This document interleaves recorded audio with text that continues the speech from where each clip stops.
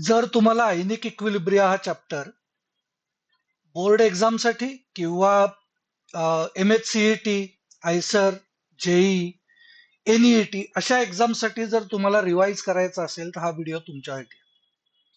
या one shot लेक्चरमध्ये आपण आयनिक इक्विलिब्रिया चॅप्टर पूर्ण रिवाइज करणार आहे. विथ कन्सेप्ट, विथ न्यूमरिकल्स, काही MCQs असा आपण हा पूर्ण चॅप्टर बघणार आहे. या व्हिडिओमध्ये आपण थिअरी, इम्पॉर्टंट कन्सेप्ट, फॉर्म्युली, न्यूमरिकल्स आत्ता करणार नाहीये. न्यूमरिकल्सचा व्हिडिओ आपण पूर्ण वेगळा करूयात, म्हणजे भरपूर न्यूमरिकल्सची आपल्याला प्रॅक्टिस करता येईल. पण काही PYQs एक्झामच्या टिप्स मात्र आपण या एका ठिकाणी बघणार आहे. हा चॅप्टर खूप विद्यार्थ्यांना अवघड वाटतो, कारण पीएच, पीओएच, बफर सोल्युशन यांची काही कॅल्क्युलेशन्स आहेत. Ionic product of water, solubility product of salt, common ion effect याच्यासारख्या काही कठीण कन्सेप्ट सुद्धा याच्यामध्ये आहेत, ज्या या व्हिडिओमध्ये एकदम सोप्या पद्धतीनं तुम्हाला शिकवल्या जातील. सो या प्रत्येक कन्सेप्ट शिकत असताना, एक्झामच्या दृष्टीनं तयारी करत असताना फक्त एक गोष्ट नक्की करा, ती म्हणजे एक नोटबुक आणि लॉगबुक या दोन गोष्टी आपल्या जवळ ठेवा. मी डॉक्टर सुपर्ण आणि तुम्ही बघत आहात chemistry with doctor Suparn. So आपण आयनिक इक्विलिब्रिया चॅप्टरला आता सुरुवात करूया. बघा, एकदम सुरुवातीला चॅप्टरला सुरुवात करत असताना एक बेसिक काही गोष्टी आपल्याला माहिती असल्या पाहिजेत. त्या म्हणजे इलेक्ट्रोलाइट याचा अर्थ. बघा, इलेक्ट्रोलाइट याचा अर्थ होत असतो कुठलाही असा substance which is soluble in water, पाण्यामध्ये डिझॉल्व्ह झाला पाहिजे आणि पाण्यामध्ये टाकल्यानंतर, डिझॉल्व्ह केल्यानंतर त्याचे आयन्स तयार झाले पाहिजेत. म्हणजे समजा मी म्हटलं NaCl, पाण्यामध्ये टाकल्यानंतर याचा Na+ आणि Cl- आयन्स तयार होतात. So NaCl is electrolyte. जर मी म्हटलं HCl, तर H+ Cl- तयार होतात, NaOH, Na+OH- तयार होतात. सो हे सगळे इलेक्ट्रोलाइट्स आहेत. पण जर आपण म्हटलं साखर, सुक्रोज किंवा ग्लुकोज, तर हे सोल्युबल आहे, पण याचे आयन्स तयार होत नाहीत, त्याच्यामुळे याला इलेक्ट्रोलाइट म्हणलं जाणार नाही. ओके, इलेक्ट्रोलाइट्स हे दोन प्रकारचे आपण कन्सिडर करणार आहे. एकाला आपण म्हणणार आहे वीक, दुसरा स्ट्रॉंग. सो वीक आणि स्ट्रॉंग याच्यामध्ये आपण नेमकं काय कन्सिडर करतो, तर हे जे आयनायझेशन आता आपण म्हणलं, ते आयन्स पूर्ण आयनायझेशन जर झालं तर ते स्ट्रॉंग कन्सिडर केलं जाणार आहे. म्हणजे समजा मी म्हटलं NaOH जर आपण पाण्यामध्ये टाकलं, तर याच्यामधनं Na+ आयन्स आणि OH- आयन्स फॉर्म होतात. जर हे 100 मोलिक्युल्स घेतले असतील तर ऑलमोस्ट 95-96% आयनायझेशन तयार झालेलं असतं. म्हणजेच याला आपण म्हणणार आहे स्ट्रॉंग. म्हणजे जर कम्प्लीट आयनायझेशन होत असेल दिलेल्या सबस्टन्सचं पाण्यामध्ये, तर आपण त्याला स्ट्रॉंग म्हणणार आहे. जर याच्याऐवजी आपण ऍसिटिक ऍसिड घेतलं असेल, CH3COOH, तर याचं पूर्ण आयनायझेशन होत नाही. म्हणजे काय, समजा आपण 100 मोलिक्युल्स घेतलेले असतील, तर याच्यापासून 100 मोलिक्युल्स डिसोसिएट होऊन CH3COO- प्लस H+ असं तयार होणार नाहीये, पूर्ण तयार होणार नाहीये. म्हणजे यांचं आयनायझेशन होईल, पण 100 मोलिक्युल्स आयनाइज होणार नाहीत. लेट्स से याच्यामधले फक्त 5च मोलिक्युल्स आयनाइज होतात. सो 5% आयनायझेशन आहे, तर याला आपण म्हणणार आहे वीक. NaOH पूर्ण, ऑलमोस्ट पूर्ण आयनायझेशन होत होतं, म्हणून आपण या NaOH ला म्हणत होतो स्ट्रॉंग. सो असे जे इलेक्ट्रोलाइट्स असतील, जे ऑलमोस्ट कम्प्लीट आयनायझेशन होत आहे ज्यांचं, त्यांना आपण म्हणणार आहे स्ट्रॉंग. ज्यांचं कमी आयनायझेशन होत आहे त्यांना आपण म्हणणार आहे वीक.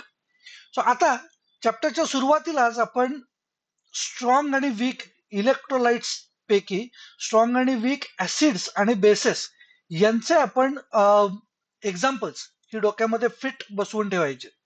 सो आपल्याला हा प्रकार सारखा लागणार आहे. स्ट्रॉंग ऍसिड्स कोण कोण आहेत, तर स्ट्रॉंग ऍसिड्सचे एक्झाम्पल्स आपल्या सिलेबससाठी, या चॅप्टरसाठीचे एक्झाम्पल्स फिक्स आहेत. HCl, H2SO4, आणि HNO3 हे तीनच ऍसिड्स या चॅप्टर पर्यंत पुरते सिलेबस पुरता आपल्याला कन्सिडर करायचे स्ट्रॉंग. हे सोडून जर तुम्हाला कुठलंही ऍसिड दिसलं तर त्यांना आता वीक म्हणून कन्सिडर करायचं. दुसरं स्ट्रॉंग बेस. याची एक लिस्ट डोक्यामध्ये ठेव.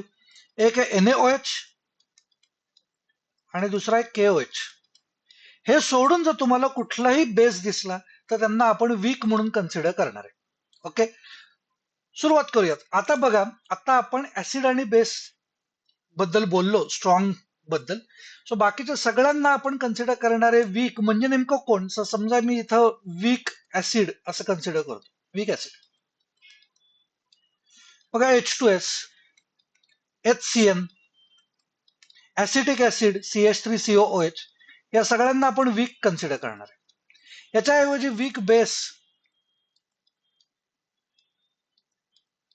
वीक बेस म्हणजे NaOH आणि KOH सोडून उरलेले सगळे, म्हणजे त्याचे NH4OH, CuOH twice,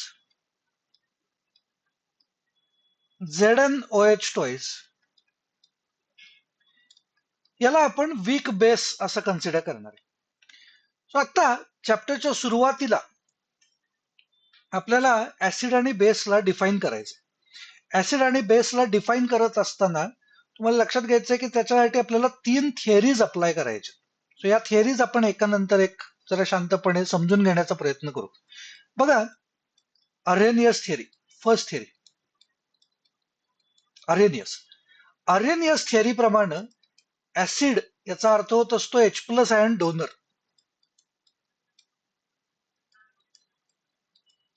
in water solution किंवा ऍक्वियस सोल्युशन. यातलं ऍक्वियस सोल्युशन ही टर्म इम्पॉर्टंट आहे. ज्या ज्या वेळेला तुम्ही अरेनियस थिअरी अप्लाय करणार आहे त्या त्या वेळेला ऍक्वियस सोल्युशन अप्लाय करायचंच आहे. इम्पॉर्टंट आहे ही गोष्ट. समजा मी असं कन्सिडर केलं की आपण HCl घेतलं, ते HCl इज स्ट्रॉंग ऍसिड, आपल्या स्ट्रॉंग ऍसिडच्या लिस्टमध्ये आहे. याच्यामधनं आपल्याला H+ आयन मिळतो. जर याला पाण्यामध्ये डिझॉल्व्ह केलेलं असेल तर, म्हणजेच याला ऍक्वियस सोल्युशन अप्लाय केलं पाहिजे. हे जर ऍक्वियस मी आता जे मेन्शन करतोय हे केलं नाही तर एक्झाम मध्ये मार्क्स जाणार आहेत. सिमिलरली बेस ला डिफाईन करू.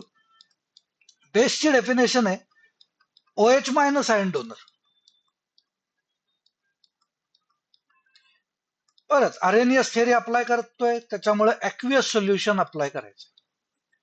म्हणजेच याचा अर्थ होत असतो की आता जर आपण NaOH चं एक्झाम्पल घेतलं, NaOH वॉटरमध्ये जर डिझॉल्व्ह केलेलं असेल तर it can give Na+ OH- ions. So याच्यासाठी परत एकदा काय गरजेचं आहे, अरेनियस थिअरी जर अप्लाय करतोय तर ऍक्वियस मेन्शन करणं खूप गरजेचं आहे. ओके, नेक्स्ट कन्सिडर करतोय. बघा, आता मी HCl स्ट्रॉंग घेतला म्हणून हा जो ऍरो आहे हा ऍरो आपण एका डिरेक्शन मधलाच काढलाय. NaOH सुद्धा स्ट्रॉंग आहे म्हणून आपण हा ऍरो वन साइडेड घेतलेला आहे. पण जर आपण एखादा वीक ऍसिड किंवा वीक बेस घेतला असता तर आपल्याला ऍरो या पद्धतीचा घेतला पाहिजे, इक्विलिब्रियमचा ऍरो घेतला पाहिजे. आता आपण चॅप्टर कुठला शिकतोय तर आयनिक इक्विलिब्रिया. याचा अर्थ आपल्याला ऑलमोस्ट पूर्ण चॅप्टर मध्ये सगळे जे ऍरोज यूज करायचे ते या पद्धतीचे ऍरोज यूज करायचे. म्हणजेच आपल्याला weak acids, weak bases use करायला लागणार आहेत. ओके, सो सुरुवातीच्या पार्ट मध्ये आपण कन्सिडर करणारे वेगवेगळे ऍसिड्स आणि बेसेस याच्या डेफिनेशन्स, त्याच्यामधली ही अरेनियस थिअरी अप्लाय करून आपण डेफिनेशन केली. आता अरेनियस थिअरीला काही लिमिटेशन्स आहेत. पहिलं लिमिटेशन असं आहे की अरेनियस थिअरी आपण वॉटर यूज केल्याशिवाय अप्लाय नाही करू शकत. म्हणजे आपण एखाद्या ऍसिडला बेसला जर डिफाईन करायचं झालं तर त्याच्यासाठी वॉटर मधलं सोल्युशन लागतं. म्हणजेच आता जे आपण HClचं एक्झाम्पल घेतलं, हे HClचं एक्झाम्पल आपण तेव्हाच घेऊ शकतो ज्या वेळेला आपण पाण्यामधलं सोल्युशन यूज करतोय. म्हणजे HCl ला डिफाईन करत असताना सुद्धा आपल्याला पाणी वापरायला लागतं, हे पहिलं लिमिटेशन आहे. म्हणजेच HCl is not an acid if it is not dissolved in water. म्हणजे पाण्यामध्ये अशी काहीतरी जादू आहे की ज्याच्यामुळं HCl ऍसिड बनतं, असं काहीतरी त्याच्यामधनं आर्हेनियस थेअरीमधनं इम्प्लाय होत असतं. So that is first limitation. Second limitation is आपण ऍसिडला कसं डिफाईन करतो, ऍसिड म्हणजे ऍसिडला आयडेंटिफाय कसं करतो. तर एक एक्झाम्पल आहे लिटमस पेपर. ब्लू लिटमस जर रेड झाला तर ऍसिड आहे. मग आता ब्लू लिटमस रेड एखादा कंपाऊंड आहे, समजा एक कंपाऊंड मी इथं कन्सिडर करतो, एक कंपाऊंड आहे, let's say CO2. CO2 can turn blue litmus red, पण हा H+ आयन देऊ नाही शकत आहे. म्हणजे याला आर्हेनियस थेअरी प्रमाणे याला ऍसिड नाही कन्सिडर करता येणार. पण तरी सुद्धा हा ब्लू लिटमस रेड तर करतोय. म्हणजे काही असे ऍसिड्स आहेत जे आर्हेनियसच्या ऍसिडच्या डेफिनेशनच्या अंडर येत नाहीयेत. लिमिटेशन झालं. सिमिलरली समजा मी म्हटलं सोडियम ऑक्साईड, अमोनिया याच्यासारखे काही कंपाऊंड्स आहेत, they can turn red litmus blue. पण रेड लिटमस ब्लू होत आहेत म्हणजे ते बेस तर आहेत, पण ते OH- आयन्स देऊ नाही शकत आहेत, कारण त्यांच्या या फॉर्म्युलामध्ये कुठेही OH दिसत नाहीये बघ. म्हणजेच हे बेसिक तर आहेत, पण आर्हेनियस थेअरी त्यांना बेस पकडत नाहीये. लिमिटेशन झालं. आणि सगळ्यात महत्वाचं लिमिटेशन असं आहे की वॉटरमध्ये जर H+ आयन्स दिले जात असतील तर ते H+ आयन्स म्हणून एक्झिस्ट करत नाहीत. H+ ions do not exist. खूप मोठं लिमिटेशन झालं. मग H+ आयन्स जर पाण्यामध्ये टाकले तर काय म्हणून एक्झिस्ट करतात, या दोघांचं ऍडिशन होती आणि ते एक्झिस्ट करतात H3O+ म्हणून. म्हणजे या पूर्ण चॅप्टर मध्ये आपण ज्या ज्या ठिकाणी H+ असं वापरणार आहे त्या त्या ठिकाणी तुम्ही H3O+ असं सुद्धा म्हणू शकता. सो या आत्ताच बोललो त्याच्याप्रमाणे पूर्ण चॅप्टर मध्ये आपण आर्हेनियस थेअरी अप्लाय करणार आहे. महत्वाची गोष्ट आहे. ह्याच्यानंतर नेक्स्ट थिअरीकडे जाऊ. Next theory is Lowry Bronsted theory. बघा, लॉरी ब्रॉन्स्टेड थिअरी आपल्याला असं सांगते की any acid is H+ ion donor. Aqueous सोल्युशनची गरज नाही. And any base is OH- ion. Sorry, Lowry Bronsted apply करतोय. Base is H+ ion acceptor. बघा, ऍसिड H+ आयन देणार आहे आणि बेस म्हणजे H+ आयन घेणार आहे. याच्यामधनं एक कन्सेप्ट डेव्हलप होत असते. त्या कन्सेप्टला आपण म्हणतो कॉन्ज्युगेट ऍसिड बेस कन्सेप्ट. खूप इम्पॉर्टंट कन्सेप्ट आहे ही. याच्यावरती MCQs विचारले जातात दरवर्षी CET, JEE सारख्या एक्झाम्स मध्ये. कॉन्ज्युगेट ऍसिड बेस कन्सेप्ट काय आहे बघा, कन्सेप्ट नीट समजून घ्या. बघा, आपण जर एखादी रिॲक्शन लिहिलेली असेल, समजा मी म्हटलं HCl प्लस कुठला तरी बेस घेतो, लेट्स से NaOH गिव्स. या थिअरी प्रमाणे कायम आपल्याला अप्लाय करायचे ते रिव्हर्सिबल रिॲक्शन. तयार काय होणार आहे, ते NaCl प्लस H2O ही रिॲक्शन घेतली. तर आता H+ आयन कुणी दिले, तर H+ आयन देणारा जो आहे it is acid. So H+ ion कुणी दिले आत्ताच्या या केसमध्ये, H+ आयन दिलेले आहेत HCl. कारण त्याच्या दुसऱ्या बाजूला जर बघितलं तर Cl कडं H होता, तो आता Cl कडे H शिल्लक नाही राहिला राईट हँड साईडला, म्हणजेच तो HCl न देऊन टाकलेला असला पाहिजे. So it is an acid. Same पद्धतीनं त्या HCl न H+ देऊन टाकल्यानंतर शिल्लक कोण राहिलं त्याला आपण म्हणणार आहे बेस. सिमिलरली दुसरा ऍसिड हा इकडचा वॉटर आहे.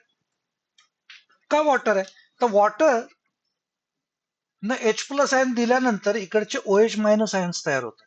सो याला आपण म्हणणार आहे ऍसिड. त्याच्यापासून तयार झालेला हा आहे बेस. सो आता ही डिटेलमध्ये आपण ही कन्सेप्ट समजून घेऊ. फक्त आत्तापुरतं काय लक्षात घ्यायचं आपल्याला, ऍसिड जर लेफ्ट हँड साईडला असेल तर त्याच्यापासून तयार झालेला बेस हा राईट हँड साईडला आपल्याला दिसला पाहिजे. एक वेगळं एक्झाम्पल घेतो म्हणजे अजून कन्सेप्ट क्लिअर होईल. बघा,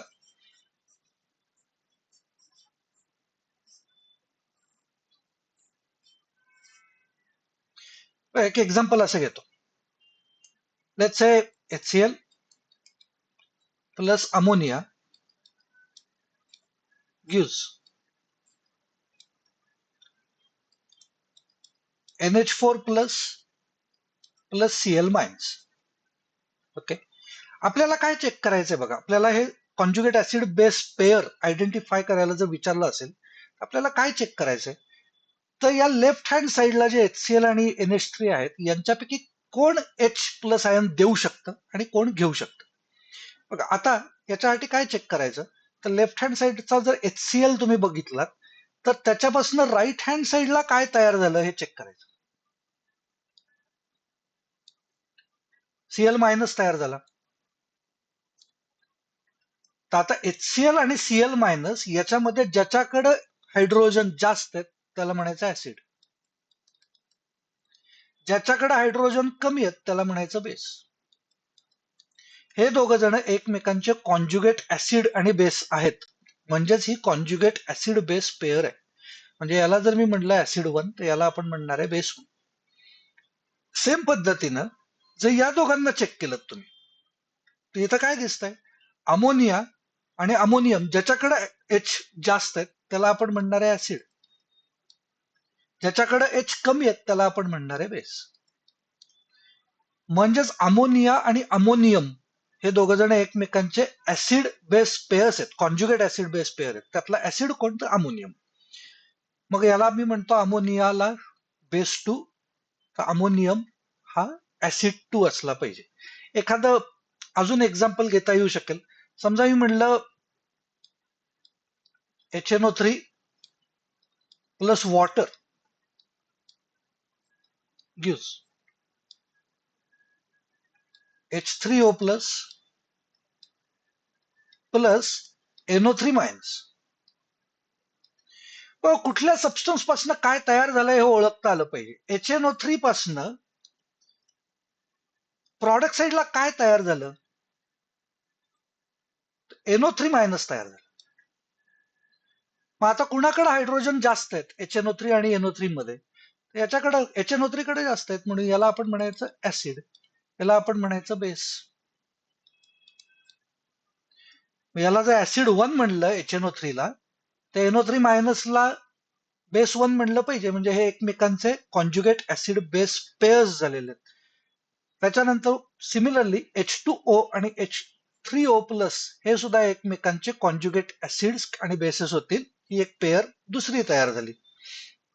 यातला ऍसिड कोण, ज्याच्याकडे हायड्रोजन जास्त आहेत तो, म्हणजे H3O प्लस हा ऍसिड झाला आणि H2O हा बेस झाला. त्यांना आपण ऍसिड 2 बेस 2 असं म्हणू शकतो.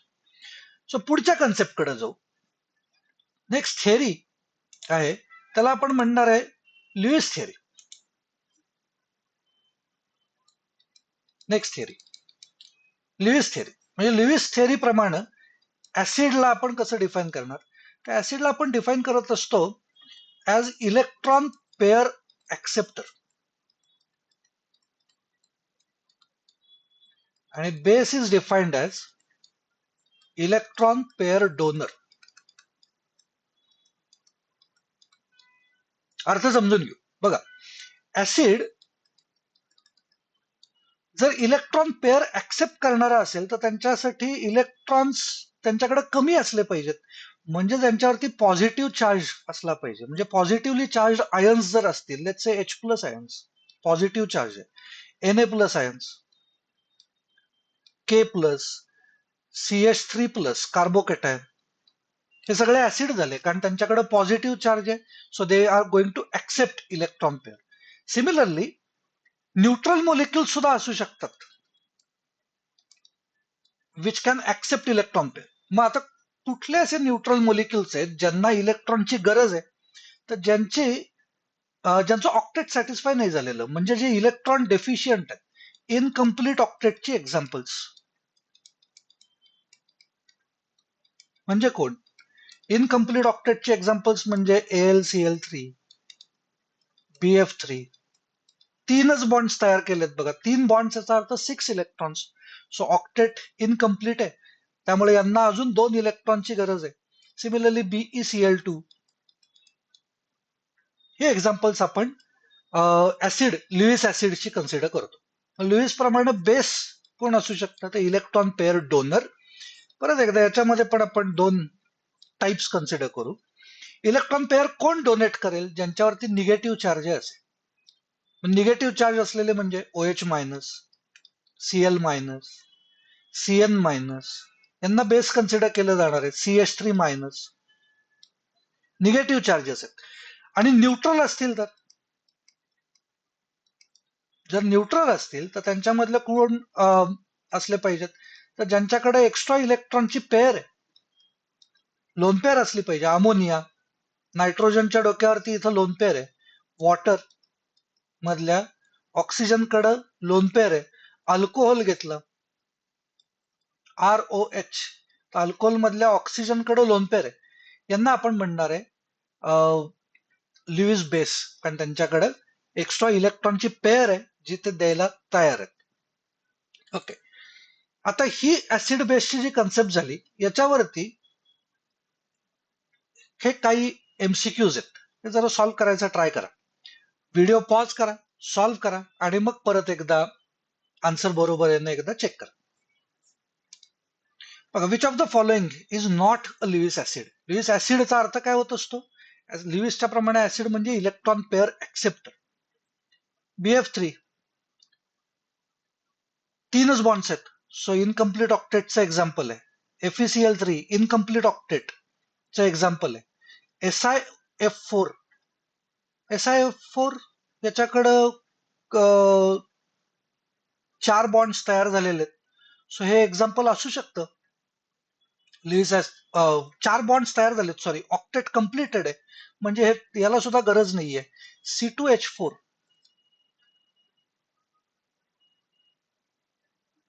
याला सुद्धा गरज नाहीये.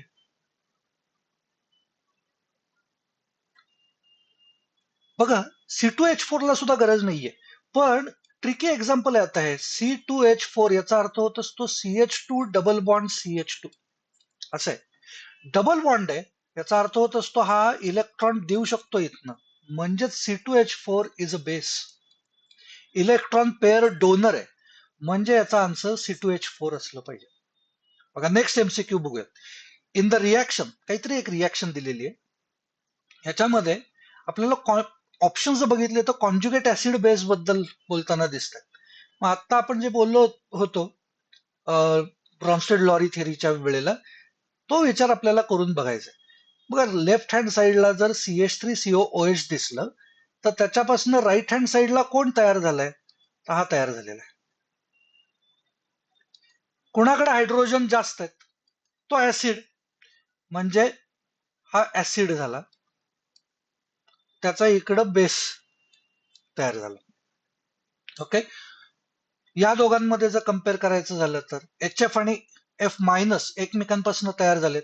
यातला HF ला आपण ऍसिड पकडणार आहे आणि F मायनसला कॉन्ज्युगेट बेस कन्सिडर करणार आहे. सो त्याच्याप्रमाणे आता यातलं ऑप्शन काय बरोबर दिसत आहे?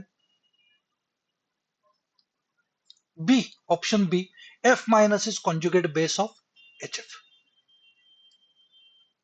Conjugate base of HBr.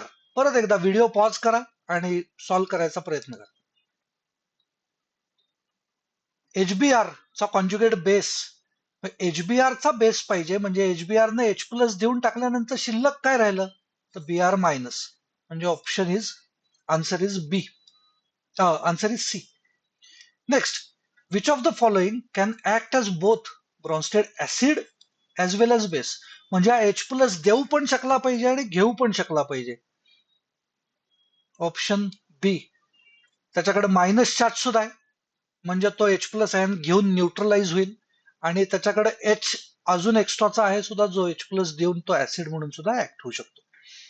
Boron halides behave as Lewis acids because of their. Boron halides म्हणजे BF3, BCl3, 3 बॉन्ड्स आहेत, त्याच्यामुळे त्यांना अजून 2 इलेक्ट्रॉनची गरज आहे. त्याचा अर्थ होत असतो इलेक्ट्रॉन डेफिशियंट आहेत, इलेक्ट्रॉन्स कमी पडतात, म्हणून ते ऍसिड म्हणून बिहेव करू शकतात. पुढच्या कन्सेप्टकडे जाऊ. बघा, नेक्स्ट पार्ट आपण कन्सिडर करणार आहे, आपण म्हणतो ओस्वाल्ड्स डायल्युशन लॉ. सो या ओस्वाल्ड्स डायल्युशन लॉ ला सुरुवात करत असताना आपल्याला दोन गोष्टी आधी माहिती पाहिजेत. ओस्वाल्ड्स डायल्युशन लॉच्या आधी दोन टर्म्स एक्सप्लेन करतो. First term is dissociation constant. He important concept आहे, खूप सोपी कन्सेप्ट आहे, नीट समजून घ्या. बघा काय म्हणतोय. समजा मी म्हणलं आपल्याकडे एखादा ऍसिड आहे, कुठलं तरी एक ऍसिड जे वीक आहे, let's say CH3COOH. वीक आहे म्हणजे याचा इक्विलिब्रियम दाखवला पाहिजे. डिसोसिएट झाल्यानंतर हा तयार होणार आहे CH3CO- प्लस H+. सुरुवातीला व्हिडिओच्या सांगितल्याप्रमाणे या पूर्ण चॅप्टरमध्ये आपण फक्त अर्हेनियस थेरी अप्लाय करणार आहे. याचा अर्थ काय होत असतो, इथं मला ऍक्वियस मेन्शन केलं पाहिजे. हे नाही केलं तर आपले मार्क्स जाणार आहेत. आता डिसोसिएशन कॉन्स्टंट या ऍसिटिक ऍसिडचा याचा अर्थ होत असतो equilibrium constant for the dissociation reaction. मग इक्विलिब्रियम कॉन्स्टंट म्हणजे काय, म्हणजे product side divided bye reactant side याचा कॉन्सन्ट्रेशनचा रेशो. म्हणजेच के इज इक्वल टू प्रॉडक्ट साइडला कोण आहे CH3COO- divided by multiplied by H+ concentration divided by CH3COO-. Product साइडला कोण आहे तर CH3COO- H+ आणि रिॲक्टंट साइडला CH3COOH. ऍसिड बद्दल चाललंय म्हणून याच्यामध्ये याला आपण म्हणणार आहे Ka. जर मी जनरल एक ऍसिड कन्सिडर केला HA नावाचा, परत एकदा ऍक्वियस सोल्युशन घेतलं पाहिजे, कसा डिसोसिएट होईल H+ plus A-. Aqueous mention करणं गरजेचं आहे. याच्यासाठीचा Ka काय होईल बघा, Ka is equal to product side म्हणजे कोण H+ into A- divided by HA. ही कॉन्सन्ट्रेशन आपल्याला कन्सिडर केली पाहिजेत. सिमिलरली जर बेस घेतलेला असेल तर बेसला पण डिसोसिएट करायचं आणि मग product side divided bye reactant side असं करायचं. सिंपल. सो आता ओस्वाल्ड्स डायल्युशन लॉ याचा अर्थ होत असतो की आपल्याला डिसोसिएशन कॉन्स्टंट म्हणजे हा Ka तसा बेसचा असला तर आपण त्याला म्हणणार आहे Kb. तर यांचं रिलेशन आपल्याला बघायचं आहे विथ डिग्री ऑफ डिसोसिएशन. मग आता डिग्री ऑफ डिसोसिएशन याचा अर्थ आपण म्हणत असतो अल्फा. म्हणजे डिग्री ऑफ डिसोसिएशन म्हणजे किती पर्सेंट डिसोसिएशन झालं. समजा मी म्हटलं 100 मोलिक्युल्स घेतलेत आपण या ऍसिटिक ऍसिडचे आणि त्यातले फक्त 5च डिसोसिएट झाले, तर 5च झाले याचा अर्थ 5% झालं. 5% आहे म्हणजे alpha is equal to 5%.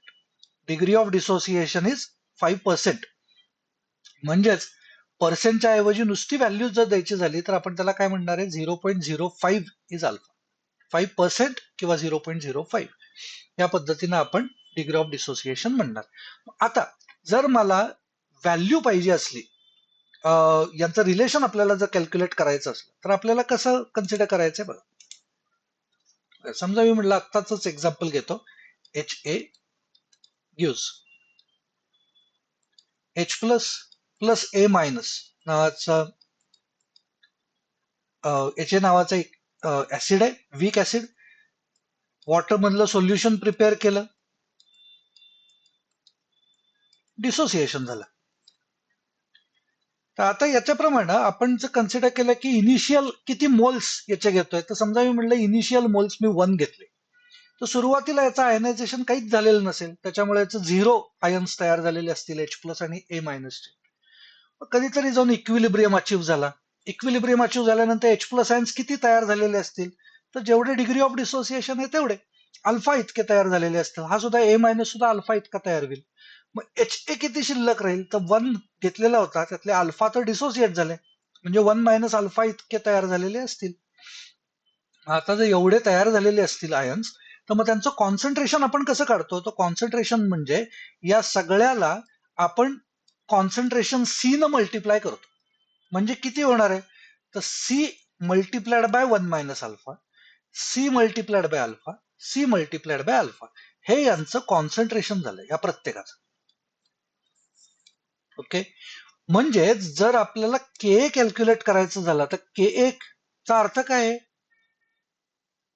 Product side divided by reactant side. म्हणजे आपण कसं कन्सिडर करणार आहे? What is K? K is equal to H plus ion concentration into A minus ion concentration divided by H A concentration. मी concentration आत्ताच आपल्याला काय मिळाली? तर सी अल्फा एच प्लसचं कॉन्सन्ट्रेशन आहे, ए मायनसचं कॉन्सन्ट्रेशन परत C alpha divided by H एचं कॉन्सन्ट्रेशन काय आहे? C into 1 minus alpha which is equal to काय होणार? बघा, सी ला सी इकडचा कट होईल, म्हणजे आपल्याला आन्सर काय मिळणार आहे? Alpha square C divided by 1 minus alpha. So what is K? K is equal to alpha square C divided by 1 minus alpha. आता जर वीक ऍसिड असेल तर हे डिग्री ऑफ डिसोसिएशन खूप कमी असणार आहे, अल्फा खूप लहान असणार आहे. म्हणजेच 1 मायनस अल्फा याला ऑलमोस्ट इक्वल टू 1 म्हणून आपण कन्सिडर करू शकतो. मग जर 1 minus alpha is almost equal to 1, तर याचा अर्थ होत असतो K is almost equal to alpha square C. So numerical solve करण्यासाठी आपण K is equal to alpha square C हा फॉर्म्युला अप्लाय करू शकतो. जर आपल्याला या ऍसिडच्या ऐवजी बेस बद्दल विचारलं असतं तर बेस आपण घेणार BOH नावाचा बेस. बाकी सगळी रिॲक्शन सेम, बी प्लस प्लस OH मायनस. म्हणजे समजा आपण म्हटलं NH4OH आहे तर NH4 plus plus OH minus, म्हणजे त्याच्यासाठीचं सुद्धा इक्वेशन आपल्याला फायनली तेच मिळणार आहे. कारण आपण काय म्हणणार? सुरुवातीला BOH1 घेतला, 1 मोल घेतला, सो सुरुवातीला 0 मोल्स आयन्स फॉर्म झालेले असतील, ऍट इक्विलिब्रियम सिमिलर कॉन्सन्ट्रेशन मिळालेले असतील.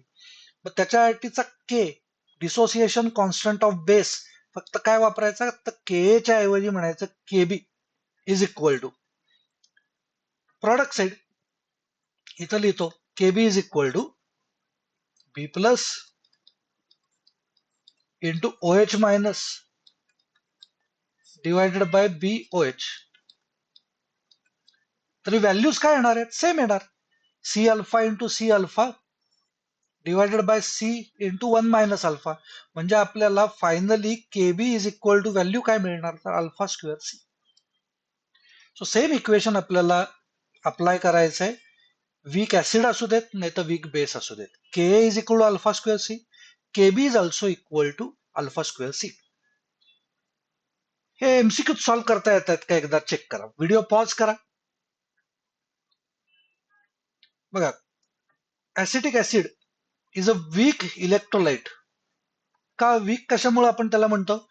तर जर डिसोसिएशन कंप्लीट होत असेल तर स्ट्रॉंग, इनकम्प्लीट होत असेल तर वीक. म्हणजे answer C. It does not dissociate much किंवा ionization is low. Which of the following is non electrolyte? Non electrolyte याचा अर्थ काय होत असतो? It might be soluble in water but it does not dissociate. NaCl ions तयार होतात, CaCl2 calcium आणि chlorine ions तयार होतात, ऍसिटिक ऍसिड सुद्धा आयन्स तयार होतात. सुक्रोज साखर आहे, पाण्यामध्ये डिझॉल्व्ह झाली तरी आयन्स तयार होणार नाहीये, त्याचा अर्थ सुक्रोज हे त्याचा आन्सर. डिग्री ऑफ डिसोसिएशन विचारलंय, डिसोसिएशन कॉन्स्टंटची ही व्हॅल्यू गिवन आहे, कॉन्सन्ट्रेशन गिवन आहे. बघा, डिग्री ऑफ डिसोसिएशन कॅल्क्युलेट करायला सांगितलेलं आहे. काय आता आपल्याला फॉर्म्युला काय दिलेला होता? तर K is equal to alpha square C. K ची व्हॅल्यू गिवन आहे 1 into 10⁻⁻5 is equal to alpha square आणि सी दिलाय 0.1. म्हणजे alpha square is equal to काय मिळेल? तर alpha square is equal to 10⁻⁵ divided by 0.1, which is equal to 10⁻⁴.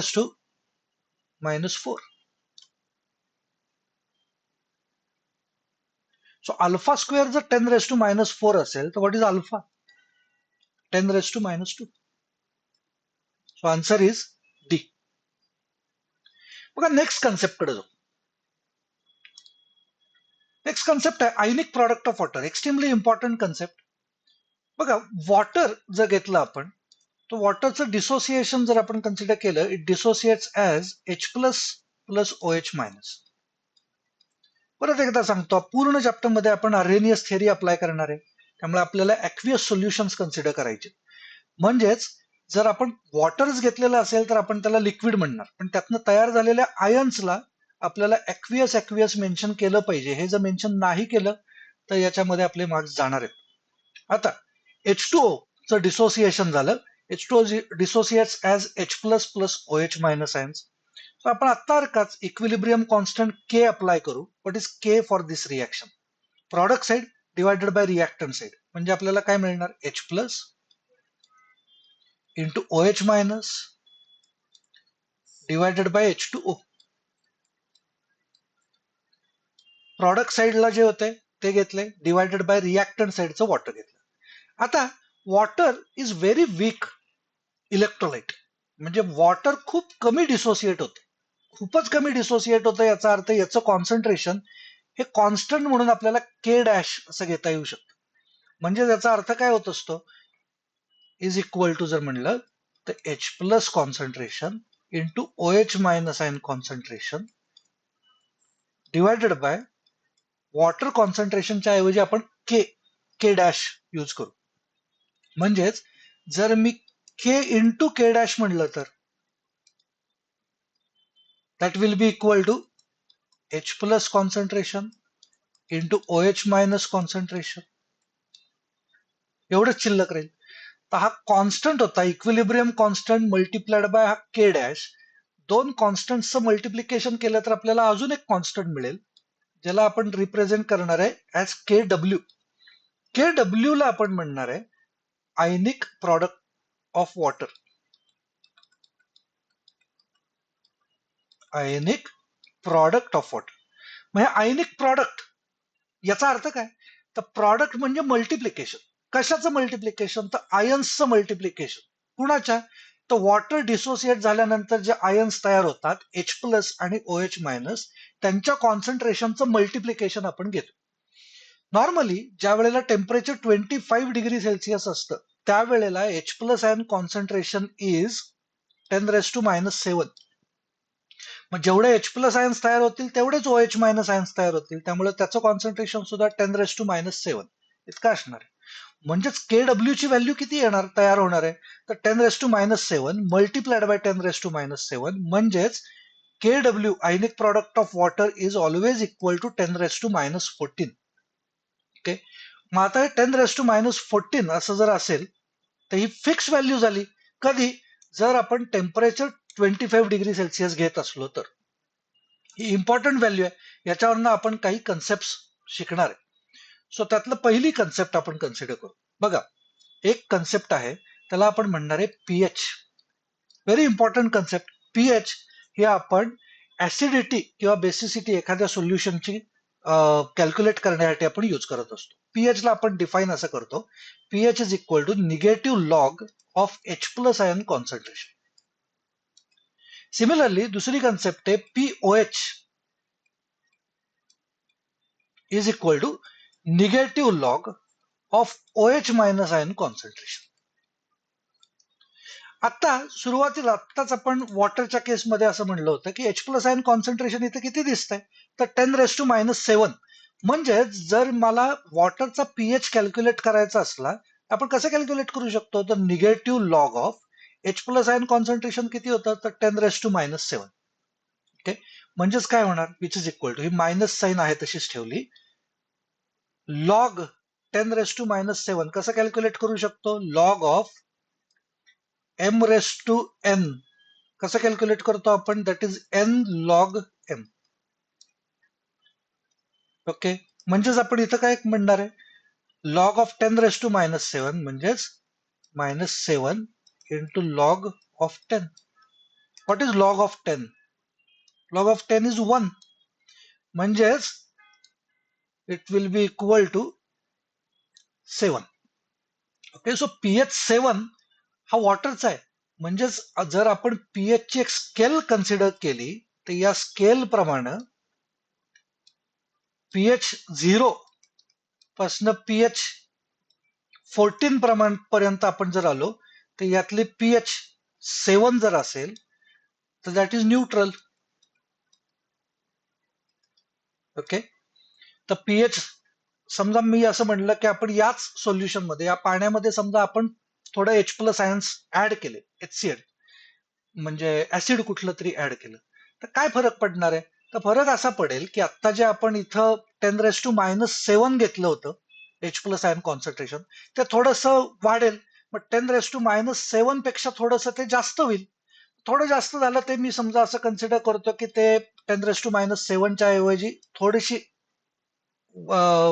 Addition करू आपण, 10⁻⁻7 च्या ऐवजी ते झालं 10⁻⁻6. म्हणजेच इथला pH इथं 10⁻⁻7 च्या ऐवजी 10⁻⁻6 घेतल्यामुळे इथली व्हॅल्यू काय येईल? 6. सो pH जर 7 पेक्षा कमी झाला, 6 झाला, तर ते सोल्युशन ऍसिडिक बनतं असा त्याचा अर्थ आहे. मग 10⁻⁵ झाला असता तर 5 झालं असतं. म्हणजे कुठलंही solution which has pH less than 7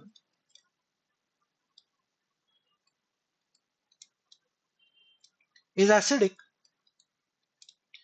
मग जर याचाच अर्थ असा होत असतो की pH च्या ऐवजी आपण pOH घेतलं तरी सुद्धा सिमिलर कॅल्क्युलेशन्स आपल्याला करता येऊ शकतील. वॉटर जर घेतलेलं असेल तर वॉटरच्या केसमध्ये OH- आयन कॉन्सन्ट्रेशन किती होतं? इकडे जर आधीच्या पेजवरती बघितलं तर इथं 10⁻⁷ आहे. म्हणजेच इथं जर मी OH- आयन कॉन्सन्ट्रेशनची व्हॅल्यू जर इथं सबस्टिट्यूट केली 10⁻⁷, याचा pOH सुद्धा किती येणार आहे? pOH is also 7.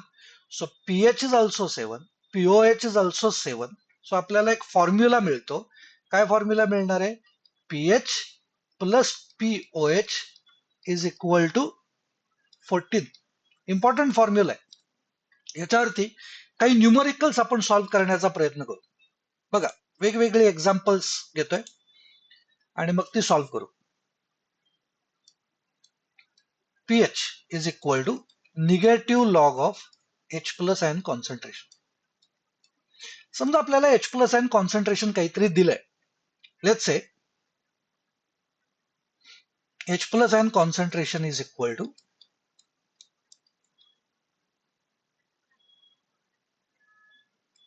10⁻⁻⁴. इन्सर्ट करू ही व्हॅल्यू. काय मिळणार आपल्याला value? pH is equal to negative log of H+ ion concentration 10⁻⁴ दिलेलं आहे, विच इज इक्वल टू काय व्हॅल्यू मिळणार आहे? -4 into log of 10 which is equal to log of 10 तर 1 आहे, म्हणजे pH आपल्याला मिळाला 4. जर आपल्याला सेम हीच व्हॅल्यू दिली, pH H+ ion concentration is equal to 10⁻⁴, पण विचारलंय असं की व्हॉट इज pOH, तर pOH इज इक्वल टू किती? काय सांगता येईल आपल्याला? जर 10⁻⁴ हा H+ आयन कॉन्सन्ट्रेशन दिलेला आहे, तर त्याचा pH आपल्याला 4 मिळेल. So what is pOH? तर आताच आपण केलेलं होतं, pOH आणि pH यांची टोटल आपल्याला मिळत असती 14. यातला pH तर आपल्याला मिळाला 4, म्हणजे what is pOH? pOH must be 10. So असं आपल्याला pH वरनं pOH वरनं pH असे सुद्धा आपल्याला कॅल्क्युलेशन्स करता येतात. पुढच्या व्हिडिओमध्ये आता अजून हा चॅप्टर संपलेला नाहीये, पण न्यूमरिकल्स साठी मी एक वेगळा व्हिडिओ तयार करणार आहे. त्याच्यामध्ये आपण dissociation constant, degree of dissociation, हे pH pOH ची कॅल्क्युलेशन्स आणि अजून सुद्धा शिल्लक राहिलेल्या चॅप्टर मधले सगळे न्यूमरिकल्स हे आपण सॉल्व्ह करण्याची प्रॅक्टिस त्या वेगळ्या व्हिडिओमध्ये करणार आहे. म्हणून मी आता फक्त पुढच्या पॉइंट कडे जातो. ते जात असताना सुरुवातीला हे जरा सॉल्व्ह करता येतात का एकदा चेक करा बरं. व्हिडिओ पॉज करा आणि मग सॉल्व्ह करायचा ट्राय करा. बघा काय सांगितलंय, pH of solution with OH minus ion concentration 10⁻⁻⁷ किती येणार. आता OH मायनस आयन कॉन्सन्ट्रेशन दिलंय, याचा अर्थ होत असतो याच्यावरनं आपण POH कॅल्क्युलेट करू शकणार आहे. जर OH minus ion concentration is 10⁻⁷ किती आला POH 7, म्हणजेच पीएच किती आला, तर pH plus POH is equal to 14, म्हणजे पीएच सुद्धा 7 आला. Next, pH of 0.01 molar HCl solution is. आता 0.01 मोलर याचा अर्थ होत असतो 10⁻². HClच दिलाय म्हणजे H प्लस आयन कॉन्सन्ट्रेशन सुद्धा सेम घेतलं पाहिजे, कारण HCl is strong acid. So strong acid आहे म्हणजे ते कम्प्लीट डिसोसिएट होईल, म्हणजे जेवढं कॉन्सन्ट्रेशन HClचं आहे तेवढंच कॉन्सन्ट्रेशन H प्लसचं सुद्धा आहे. आता H प्लस आयन कॉन्सन्ट्रेशन जर 10⁻² असेल तर what is pH? pH will be equal to negative log of 10⁻², म्हणजे किती येणार, pH इज इक्वल टू 2. हे कॉन्सन्ट्रेशन प्रमाण आलं पाहिजे. So pH is equal to 2. Next, which of the following acids are stronger than benzoic acid. बघा benzoic acid पेक्षा stronger कोण, Ka ची व्हॅल्यू बेन्झोइक ऍसिडची दिलेली आहे. जेवढा Ka मोठा तेवढी ऍसिडिक स्ट्रेंथ जास्त, तेवढी ऍसिडिटी जास्त. सो आता आपल्याला जी Ka ची व्हॅल्यू आहे that must be greater than this given value, तर तो स्ट्रॉंगर दॅन बेन्झोइक ऍसिड असं मिळेल. बघा वेगवेगळे आपल्याला ऑप्शन्स दिलेत, त्याच्याप्रमाणे आधी मी ज्याचा Ka डायरेक्ट दिलाय त्याचा विचार करून बघतो. बघा 10⁻⁸ आहे. 10⁻⁸ याचा अर्थ हा लहान आहे ही व्हॅल्यू, म्हणजे हा कमी ऍसिडिक असला पाहिजे. Ka 10⁻⁵ आहे याचं सुद्धा, पण इथला 6.3 इंटू 10⁻⁵ आहे आणि हा 1 इंटू 10⁻⁵ आहे, म्हणजे ही सुद्धा व्हॅल्यू स्मॉल, म्हणजे हे दोन असू नाही शकत. मग आता उरलेल्या दोघांचा विचार करू. pKa6, जसं आपण pH म्हणजे negative log of H plus ion concentration म्हणतो, POH म्हणजे negative log of OH minus ion concentration म्हणतो, सेम पद्धतीने इथं pKa म्हणजे निगेटिव्ह लॉग ऑफ Ka असं घ्यायचं. आता जर pKa6 असेल तर त्याचा Ka किती असला पाहिजे, 10⁻⁶. सेम पद्धतीने जर pKa4 असेल दिलेला तर याचा Ka किती असला पाहिजे, 10⁻⁴. सो 10⁻⁴ ही व्हॅल्यू लार्ज झाली दॅन 10⁻⁵, म्हणजे आन्सर सी असलं पाहिजे. नेक्स्ट कन्सेप्ट कडे जाऊ. बघा हायड्रॉलिसिस ही पुढची कन्सेप्ट.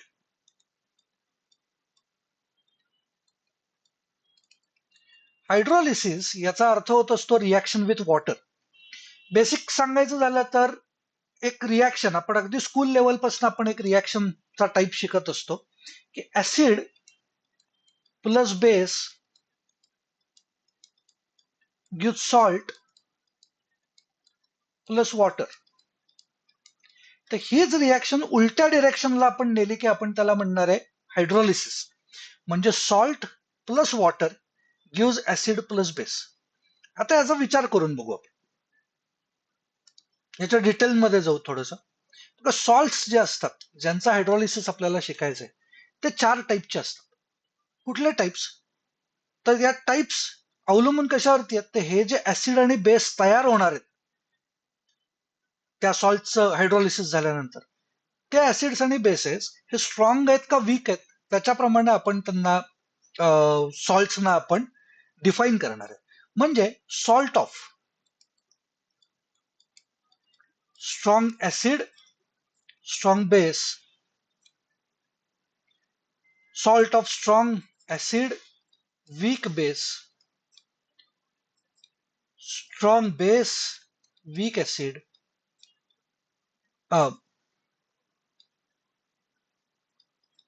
आणि weak acid weak base. या पद्धतीने आपण त्यांच्याकडे बघणार आहे. सो एक एक गोष्टीचा आपण थोडासा विचार करून बघूया. बघा, salt of strong acid strong base याचा अर्थ काय होत असतो. समजा मी म्हणलं, एखादं एक्झाम्पल मी घेतो सॉल्ट. समजा मी म्हणलं NaCl कुठल्या टाईपचा सॉल्ट आहे हे जर आपल्याला बघायचं असलं तर यांच्यापासून आपल्याला कुठले कुठले ऍसिड आणि बेसेस तयार झालेले मिळतील त्याचा विचार करून बघायचा. यातला जो अनायन असतो त्याच्यामध्ये H+ ऍड करून बघायचं, म्हणजे याच्यापासून काय तयार होईल, HCl. या Na पासून काय तयार होईल, जो कॅटायन आहे त्याच्यामध्ये OH ऍड करून बघायचं, म्हणजे काय तयार होईल, NaOH. हे कुठल्या टाईपचे सॉल्ट्स, कुठल्या टाईपचे ऍसिड आणि बेसेस तयार झालेत, HCl स्ट्रॉंग ऍसिड आहे, NaOH स्ट्रॉंग बेस आहे, म्हणजेच हा स्ट्रॉंग ऍसिड आणि स्ट्रॉंग बेस पासून तयार झालेला सॉल्ट आहे, म्हणून आपण याला म्हणणार आहे salt of strong acid strong base. समजा आपण कन्सिडर केलं, दुसरा एक सॉल्ट घेतो. समजा आपण म्हटलं NH4Cl. बघा बरं, NH4Cl कुठल्या टाईपचा सॉल्ट होईल, तर काय आत्ताच आपण काय म्हणलं होतं, जो अनायन असतो त्याच्यामध्ये H ऍड करून बघायचं, म्हणजे याच्यापासून काय तयार होईल, HCl. म्हणजे हा कुठला टाईप झाला, स्ट्रॉंग ऍसिड झाला. तसा हा जो NH4 आहे याच्यामध्ये ऍड करायचा OH, म्हणजे याच्यापासून काय तयार होईल, NH4OH. आपण सुरुवातीला स्ट्रॉंग ऍसिड स्ट्रॉंग बेसची लिस्ट घेतलेली होती, त्याच्यामध्ये हा येत नाहीये स्ट्रॉंग बेसमध्ये, म्हणजेच हा वीक बेस असला पाहिजे. म्हणजेच NH4Cl हा कुठल्या टाईपचा सॉल्ट झाला, तर यातलं ऍसिड स्ट्रॉंग आहे पण बेस वीक आहे, म्हणजे हा salt of strong acid weak base consider केला जाणार आहे. सेम पद्धतीनं मी इथला फक्त सॉल्ट चेंज करतो. आपण समजा कन्सिडर केला CH3COONA. चेक करून बघायचं, काय म्हणायचं, याच्यामधला हा CH3COO मायनस असतो, म्हणजे हा अनायन आहे, आणि Na+ असतो. अनायन मध्ये H ऍड करायचं, म्हणजे याच्यापासून काय तयार होईल, CH3COOH, म्हणजे ऍसिड तयार झालं. कुठल्या टाईपचा ऍसिड आहे, तर हा वीक ऍसिड आहे, कारण HCl HNO3 H2SO4 या लिस्टमध्ये तो येत नाहीये, वीक ऍसिड आहे. आणि Na मध्ये कॅटायन मध्ये OH ऍड करायचा, म्हणजे आपल्याला मिळेल NaOH, हा स्ट्रॉंग बेस आहे, म्हणजे it is salt of weak acid and strong base. So अशा पद्धतीने आपण दिलेला सॉल्ट हा स्ट्रॉंग ऍसिड स्ट्रॉंग बेस आहे का वीक ऍसिड स्ट्रॉंग बेस आहे का कुठल्या कॉम्बिनेशन मधला आहे ते आपल्याला फाइंड आउट करायला लागतं. मग आता यांच्या हायड्रोलिसिसचा आपण कन्सेप्ट समजून घेऊ. बघा, आता जर तुम्हाला हे सॉल्ट ओळखता येत असतील तर त्या सॉल्टच्या टाईप प्रमाणे आपल्याला हायड्रोलिसिस वरती क्वेश्चन्स विचारले जात असतात. हायड्रोलिसिसच एक्सप्लेन करा म्हणून क्वेश्चन येतो, किंवा दिलेलं सोल्युशन, दिलेल्या सॉल्टचं सोल्युशन हे ऍसिडिक आहे का बेसिक आहे हे आपल्याला आयडेंटिफाय करायला विचारतात. सो बघा, समजा मी असं कन्सिडर केलं की NaCl आहे, NaCl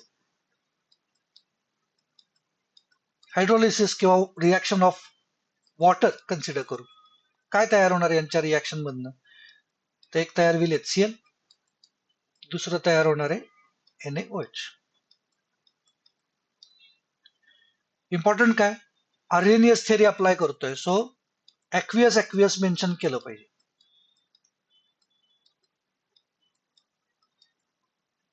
वॉटर इज लिक्विड.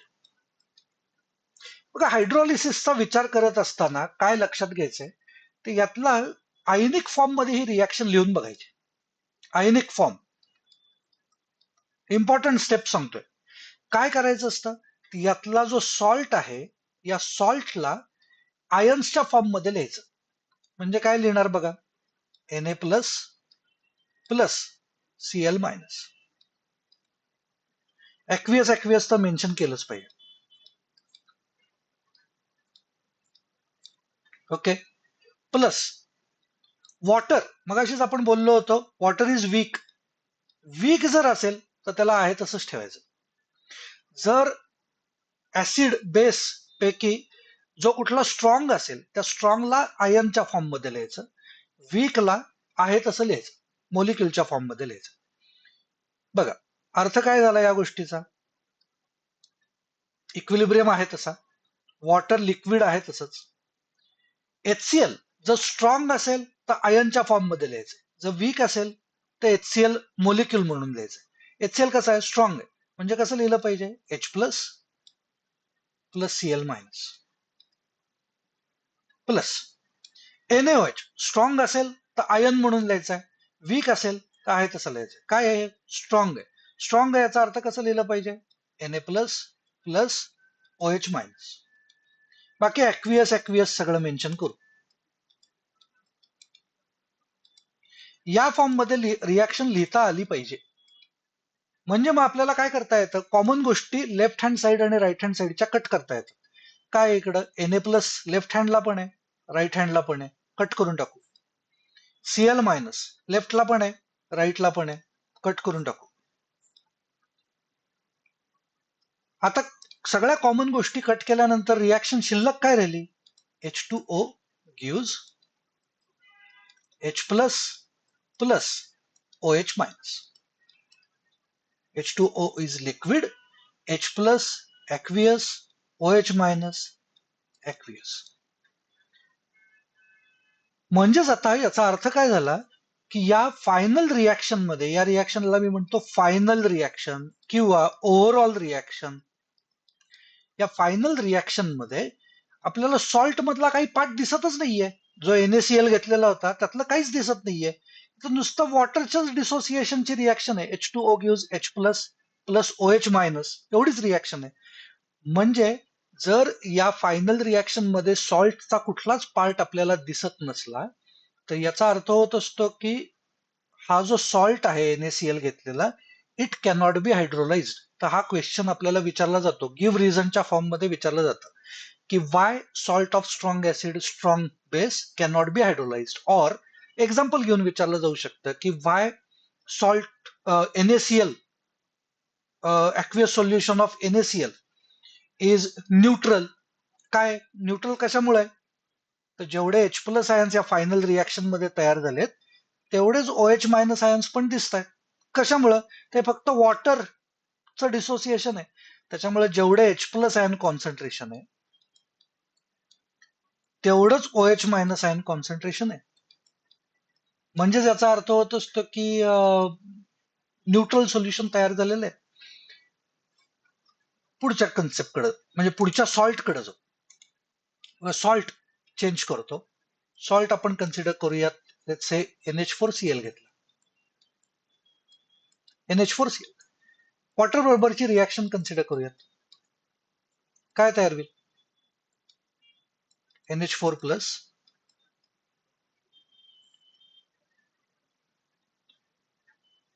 त्याच्यापासून तयार काय होणार आहे, बेस NH4OH प्लस ऍसिड कुठलं तयार होईल,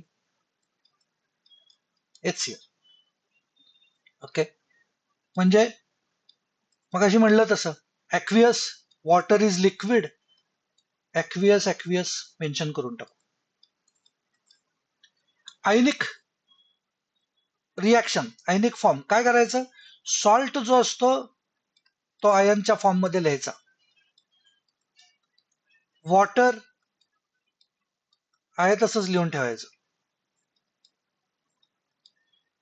आणि जे बेस आणि ऍसिड तयार झालेले आहेत त्याच्यामधला जो स्ट्रॉंग आहे तो आयनच्या फॉर्म मध्ये, वीक आहे तो मोलिक्युलच्या फॉर्म मध्ये.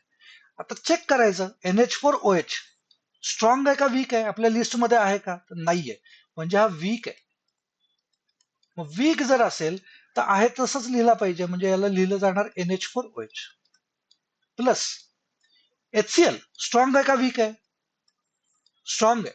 मग स्ट्रॉंग आहे याचा अर्थ त्याला आयनच्या फॉर्म मध्ये लिहायचं, H plus plus Cl minus. बाकी ऍक्वियस वगैरे सगळं मेन्शन करायला लागेल.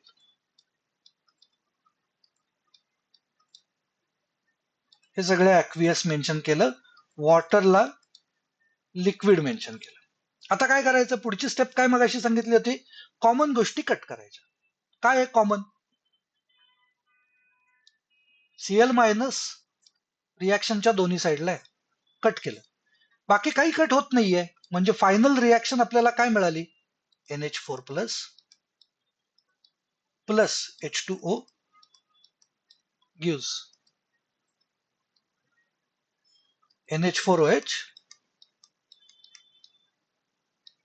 Plus H plus. मग आता ऍक्वियस ऍक्वियस सगळं मेन्शन करायला पाहिजे. सो ते केलंय असं कन्सिडर करा. आणि मग लक्षात घ्या, आता याच्यावरती आपल्याला काय क्वेश्चन विचारला जाऊ शकतो. आपल्याला असं म्हणू शकतात की सॉल्ट ऑफ स्ट्रॉंग ऍसिड, हा स्ट्रॉंग ऍसिड होता, अँड वीक बेस, याचा हायड्रोलिसिस एक्सप्लेन करा. तर हे सगळं एक्सप्लेन करून सांगायचं या रिॲक्शन्स.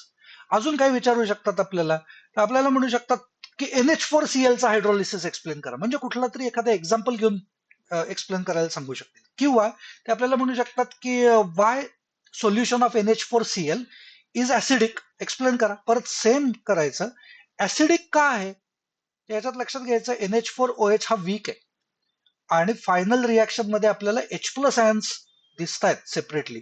म्हणजे याचा अर्थ आपल्याला काय सांगायचा आहे की H plus ion concentration is greater than OH minus ion concentration. कशावरनं H प्लस आयन कॉन्सन्ट्रेशन जास्त आहेत, कारण या फायनल रिॲक्शन मध्ये आपल्याला H प्लस आयन्स दिसत आहेत शिल्लक राहिलेले, त्याच्यामुळे H plus ion concentration is greater than OH minus ion concentration. म्हणजेच याचा अर्थ होत असतो the solution is acidic. Same पद्धतीचं जर आपण वेगळा सॉल्ट घेऊन बघितला, म्हणजे समजा आपण एक सॉल्ट असा घेतो,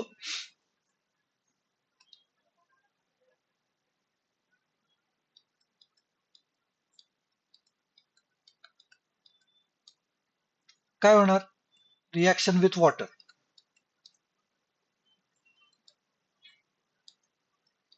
CH3COO minus plus Na plus, असं सगळं ते तयार होत आहे. पण आता आपल्याला काय तयार करायचंय, वॉटर बरोबर रिॲक्शन झाली की एक ऍसिड एक बेस, काय काय तयार होणार, CH3COOH प्लस NaOH. म्हणजे हा कुठल्या टाईपचा सॉल्ट आहे, तर हा वीक ऍसिड तयार झाला आणि NaOH म्हणजे स्ट्रॉंग बेस तयार झाला. म्हणजे आता ionization, ionic form of reaction काय लिहिणार, सॉल्ट आहे तसा डिसोसिएशनच्या फॉर्म मध्ये लिहायचा, CH3COO minus plus Na plus plus water normal लिहून टाकायचं H2O, CH3COOH वीक आहे म्हणजे आयन नाही दाखवायचे, प्लस बेस मात्र स्ट्रॉंग आहे म्हणजे आयन्सच्या फॉर्म मध्ये दाखवायचे, Na plus plus OH minus. Common गोष्टी कट करू, फायनल रिॲक्शन मिळेल. काय कट होत आहे, Na प्लस कट होईल, हे कट झाले. म्हणजे रिॲक्शन शिल्लक काय राहिली, CH3COO minus plus water gives CH3COOH plus OH minus. आता सारखेच आपल्याला क्वेश्चन्स विचारले जाऊ शकतात, explain hydrolysis of a salt of weak acid strong base, किंवा एक्सप्लेन हायड्रोलिसिस ऑफ एखादं एक्झाम्पलच घेतलं जाईल, सोडियम ऍसिटेट. और काय विचारलं जाऊ शकतं की अशा सॉल्टचं ऍसिड, सोडियम ऍसिटेटचं aqueous solution is basic, give reason. का बेसिक आहे, तर इथं फायनल रिॲक्शन मध्ये आपल्याला हे OH मायनस आयन्स दिसत आहेत, याचा अर्थ होत असतो OH minus ion concentration is greater than H plus ion concentration. So it is basic in nature. अजून पुढचे कन्सिडर करू, वीक ऍसिड वीक बेस वाले सॉल्ट्स कन्सिडर करू. बघा, समजा मी म्हणलं वीक ऍसिड वीक बेस वाला एखादा सॉल्ट घेतो, त्याच्यामध्ये 3 टाइप्स आहेत. टाइप्स पहिले लक्षात घ्या. एक आहे Ka greater than Kb, Ka लेस दॅन Kb आणि Ka इक्वल टू Kb. आता याच्यावरती काय अवलंबून आहे, तर दोन्ही गोष्टी जर वीक असतील, ऍसिड पण वीक आणि बेस पण वीक. तर याच्यामध्ये काय फरक पडेल? तर फरक असा पडतो की के ग्रेटर दॅन केबी जर असेल तर हा जास्त डिसोसिएट होतोय. म्हणजे या केसमध्ये एच प्लस आयन कॉन्सन्ट्रेशन जास्त तयार झालं पाहिजे than OH minus ion concentration. का तर के जास्त डिसोसिएट होतोय केबी पेक्षा. इकडे के लेस दॅन केबी म्हणजे काय होणार आहे? एच प्लस आयन कॉन्सन्ट्रेशन हे less than OH minus ion concentration असेल. आणि के इक्वल टू केबी म्हणजेच H plus ion concentration is equal to OH minus ion concentration असलं पाहिजे. म्हणजेच याचा अर्थ काय होत असतो? याचा अर्थ असा होतो की H plus ion concentration greater than OH minus असलेल्या केसमध्ये एक्झाम्पल जे घ्यायचं आहे ते ऍसिडिक असणार आहे तो सॉल्ट. के लेस दॅन केबी, ओएच मायनस जास्त आहे म्हणजे हे सोल्युशन बेसिक असलं पाहिजे. आणि के इक्वल टू केबी असेल तर न्यूट्रल सोल्युशन आपल्याला मिळेल. ही पहिली गोष्ट. दुसरा प्रकार असा आहे की के ग्रेटर दॅन केबी चं एक्झाम्पल काय? तर के ग्रेटर दॅन केबीचं एक्झाम्पल आपल्या सिलेबस मधलं एकच एक्झाम्पल आहे NH4F. बेसिकचं एक्झाम्पल म्हणजे के लेस दॅन केबीचं एक्झाम्पल आपल्या सिलेबस मधलं NH4CN हे एक्झाम्पल आहे. आणि K equal to केबीचं example CH3COO हे एक्झाम्पल आहे. आता यांचे जे हायड्रोलिसिसच्या आपण ज्या आधी जशा रिॲक्शन्स काढलेल्या होत्या, या जशा आपण रिॲक्शन्स दाखवलेल्या होत्या, याची प्रॅक्टिस या 3 साठी करून बघा. मी इथं फक्त काय करतो, मी इथं यांचं डिसोसिएशन यांचं हायड्रोलिसिस झाल्यानंतर यांच्यापासून कुठले ऍसिड आणि बेसेस तयार होतात ते दाखवतो. म्हणजे तुम्हाला रिॲक्शन्स लिहायला सोपं जाईल. NH4OH प्लस HF तयार होणार आहे. दोन्ही वीक आहेत म्हणजे आयनच्या फॉर्म मध्ये, या दोघांनाही आयन्सच्या फॉर्म मध्ये दाखवायचं नाहीये, सॉल्टला मात्र दाखवायचंय. त्या पद्धतीची रिॲक्शन तयार होईल. जर काही डाऊट येत असेल की रिॲक्शन कशी लिहायची हे जर लक्षात येत नसेल तर खाली कॉमेंट करून विचारा, किंवा अजून बेटर वे खाली कॉमेंट करून तुम्ही ही जी रिॲक्शन तयार होतीये ही रिॲक्शन जरा खाली मेन्शन करा बरं या तिन्ही सॉल्ट साठीची. बघा बेसिक जे होत आहे म्हणजे के लेस दॅन केबी NH4CN यांच्यापासून काय तयार होणार आहे ते इथं दाखवतो. NH4CN पासून NH4OH प्लस HCN तयार होईल. पुन्हा एकदा दोघही वीक आहेत त्याच्यामुळे यांचे आयन्स दाखवायचे नाहीयेत, सॉल्टचे मात्र दाखवायचे. थर्ड आहे NH4OH तयार होईल आणि CH3COOH तयार होईल. पुन्हा एकदा दोघही वीक आहेत त्याच्यामुळे त्यांचे आयन्स दाखवायचे नाहीयेत, सॉल्टचे मात्र आयन्स दाखवायचे. तिघांच्या सुद्धा रिॲक्शन्स खाली मला कॉमेंटमध्ये पाठवा. म्हणजे जर कुणाच्या काही चूक होत असेल तर मी ते क्लिअर करीन आणि पर्सनल मेसेज सुद्धा करीन. ओके, बघा एक्झाम्पल सॉल्व्ह करून बघूयात आपण. The compound whose aqueous solution has highest pH is. आता हायेस्ट पीएच याचा अर्थ होत असतो सगळ्यात जास्त पीएच कुणाचा होणार आहे? जर तो सॉल्ट पीएच हायेस्ट म्हणजे ग्रेटर दॅन 7 असेल फॉर एक्झाम्पल, तर तो बेसिक असला पाहिजे. हे आपल्याला चेक करता येऊ शकतं. NaCl म्हणजे salt of strong acid strong base आहे, म्हणजे ज्याचा पीएच 7 आला. Na2CO3 म्हणजे याच्यापासून तयार होणारे NaOH आणि H2CO3 म्हणजे हा स्ट्रॉंग बेस आहे पण वीक ऍसिड आहे. ऍसिड वीक आहे, बेस मात्र स्ट्रॉंग आहे, याचा अर्थ ग्रेटर दॅन 7 झाला. म्हणजे हे आन्सर असलं पाहिजे. Aqueous solution of copper sulphate. Copper sulphate म्हणजे CuSO4 म्हणजे तयार काय होणार याच्यापासून? CuOH ट्वाइस आणि H2SO4. H2SO4 म्हणजे स्ट्रॉंग आहे ऍसिड, याचा अर्थ याचं सोल्युशन हे ऍसिडिक असलं पाहिजे. Aqueous solution of ammonium nitrate. Ammonium nitrate म्हणजे NH4NO3 म्हणजे तयार काय होणार याच्यापासून? NH4OH आणि NO3 पासून तयार होणार HNO3.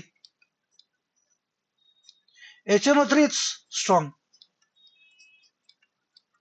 म्हणजे याचा अर्थ ऍसिड स्ट्रॉंग आहे, म्हणजे इट इज ऍसिडिक. पुढच्या कन्सेप्ट कडे जाऊ. बघा, एक कन्सेप्ट आहे, त्याला आपण म्हणतो बफर. बफर बफर याचा अर्थ असा होत असतो की असं काहीतरी सोल्युशन की ज्याच्यामध्ये मी ऍसिड ऍड केलं काय किंवा बेस ऍड केला काय. बफर सोल्युशन जर असेल तर त्याचा पीएच चेंज होत नाही. म्हणजे समजा मी एक असं कन्सिडर केलं की एक बफर आहे, त्याचा पीएच समजा आहे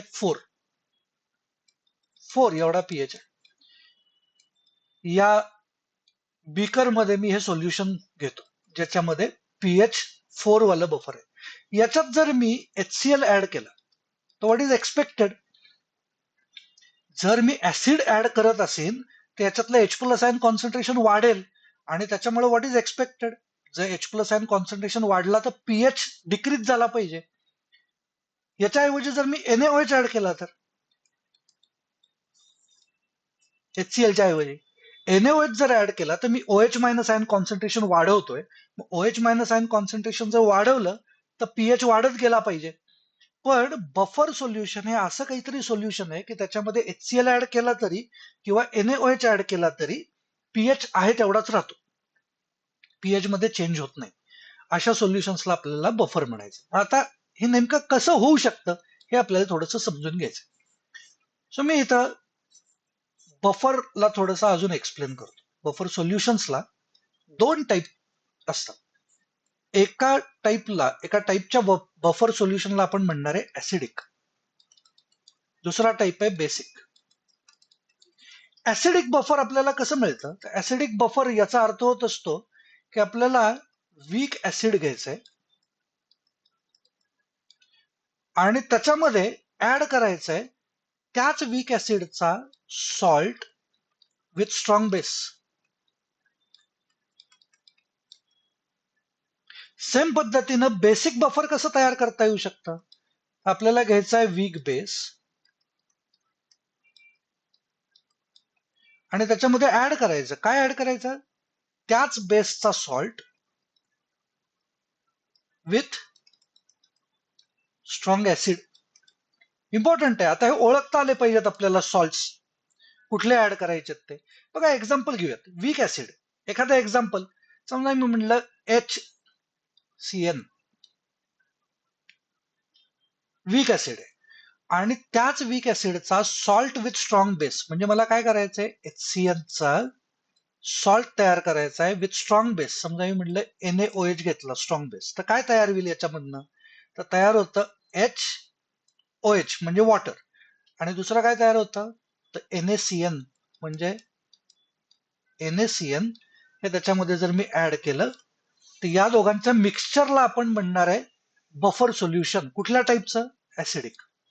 सेम पद्धतीनं वीक बेस एखादा घेतो, वीक बेस समजा मी म्हटलं NH4OH, हा वीक बेस आहे आणि त्याच वीक बेसचा सॉल्ट घ्यायचा आहे मला स्ट्रॉंग ऍसिड बरोबरचा. समजा मी म्हटलं स्ट्रॉंग ऍसिड घेतलं HCl, करा रिॲक्शन दोघांची, काय तयार होईल, एक तर OH आणि H मिळून वॉटर तयार होईल आणि सॉल्ट कुठला तयार होणार आहे, तर NH4Cl. सो हे जे मिक्सचर आहे NH4OH आणि NH4Cl चं, याला आपण म्हणणार आहे बफर सोल्युशन. सो आता या बफर सोल्युशन मध्ये एक आपल्याला मेकॅनिझम कशी असते हे आपल्याला विचारलं जातं. सो मी ऍसिडिक बफरची मेकॅनिझम सांगतो. ऍसिडिक बफरची मेकॅनिझम याचा अर्थ त्याच्यामध्ये ऍसिड ऍड केलं किंवा बेस ऍड केलं तरी सुद्धा पीएच का चेंज होत नाही हे आपल्याला एक्सप्लेन करायचं.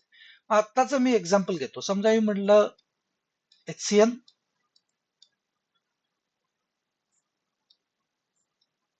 आणि त्याच्यामध्ये आपण काय टाकलेलं होतं, NaCN. दोघांचे ऍक्वियस सोल्युशन घ्यायची. ऍक्वियस मेन्शन केलं पाहिजे.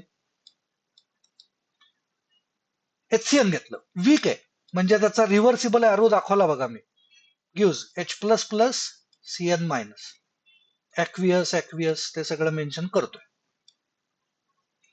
NaCN सॉल्ट आहे. मग अशी हायड्रोलिसिसच्या वेळेला आपण जेवढे स्ट्रॉंग आहेत त्यांचेच फक्त आयन्स घेतलेले होते आणि सॉल्टचे आयन्स घेतले होते. म्हणजे आपल्याला याचा ॲरो वन साइडेड दाखवायचा आहे. Na plus plus Cn minus हे तयार होईल. एक बीकर घेतलाय, या बीकर मध्ये आपण ह्या दोघांचे मिक्सचर घेतोय असं कन्सिडर करा. दोघांचे घेतलं, HCN पण ऍड केला, याच्यात टाकला, NaCN घेतला आणि याच्यात मिक्स करून टाकलेला आहे. ओके, आता जर याच्यामध्ये मी HCl ऍड केलं एक्स्ट्राच, इथं याच्यामध्ये HCl टाकलं, काय होईल? HCl टाकतो याचा अर्थ आपण काय ऍड करतो? तर H plus plus Cl minus add करतो ऍक्वियस परत. ओके, सो या मिक्सचर मध्ये जर मी HCl ऍड केला तर आपण याच्यात H प्लस आयन्स ऍड करतोय, ज्याच्यामुळे पीएच चेंज होईल. सो पण पीएच चेंज होत नसलेल्या सोल्युशनला आपल्याला बफर म्हणायचं. का असं होतंय?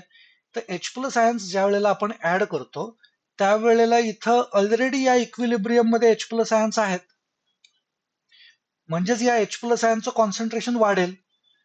मग लीच ऍटलियस प्रिन्सिपल आपल्याला झालेलं होतं. लीच ऍटलियस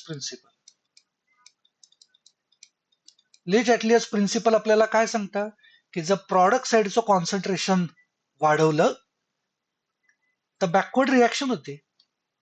म्हणजे बॅकवर्ड रिॲक्शन जर झाली तर हे जे ऍड केलेले H प्लस आयन्स आहेत ते या बॅकवर्ड रिॲक्शन मध्ये वापरले जात आहेत. म्हणजे त्याच्यामुळे H प्लस आयन्स जेवढे मी ऍड केलेले असतील ते वापरले जात असतील बॅकवर्ड रिॲक्शन मधनं, तर H plus ion concentration will remain same. H plus ion कॉन्सन्ट्रेशनच जर सेम राहत असेल तर pH will also remain same, आणि त्याच्यामुळे pH does not change. Same पद्धतीनं जर मी NaOH ऍड केला ऍक्वियस सोल्युशन, काय होणार आहे?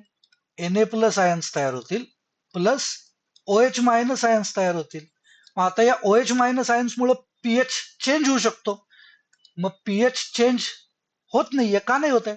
तर हे जे OH मायनस आयन्स आपण ऍड केलेत ते इथे H प्लस आयन्स बरोबर रिॲक्ट करतात.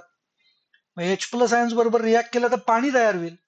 पाणी जर तयार झालं तर पाणी तर न्यूट्रल आहे हे तर बरोबर, पण यातले H प्लस आयन्स वापरले गेले. मग लीच ऍटलियस प्रिन्सिपल आपल्याला काय सांगतं? जर प्रॉडक्ट साइड मधलं कोणतरी वापरलं गेलं तर फॉरवर्ड रिॲक्शन होईल. म्हणजे जेवढे H plus ions H plus ions वापरले जातील तेवढे ते रिजनरेट होत आहेत. मग जेवढे OH मायनस मी टाकले तेवढेच H प्लस आयन्स वापरले गेले. जेवढे H प्लस वापरले गेले तेवढे H प्लस पुन्हा तयार झाले, हा त्याचा अर्थ आहे. म्हणजे याचा अर्थ H प्लस आयन कॉन्सन्ट्रेशन पुन्हा तेवढंच राहतंय. जर H प्लस आयन कॉन्सन्ट्रेशन तेवढंच राहत असेल तर पीएच विल रिमेन सेम. जर तुम्हाला आत्ता मी जे बोललो ते लीच ऍटलियस प्रिन्सिपल जर लक्षात आलेलं नसेल, काहीतरी कन्फ्युजन होत असेल, तर खाली कॉमेंटमध्ये मेन्शन करा.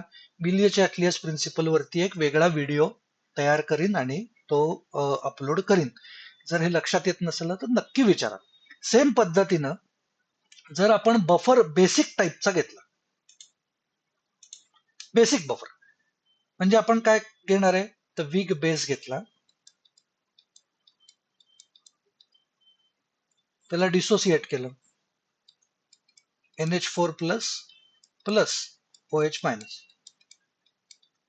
त्याच्यामध्ये त्याचा सॉल्ट टाकतो विथ स्ट्रॉंग ऍसिड.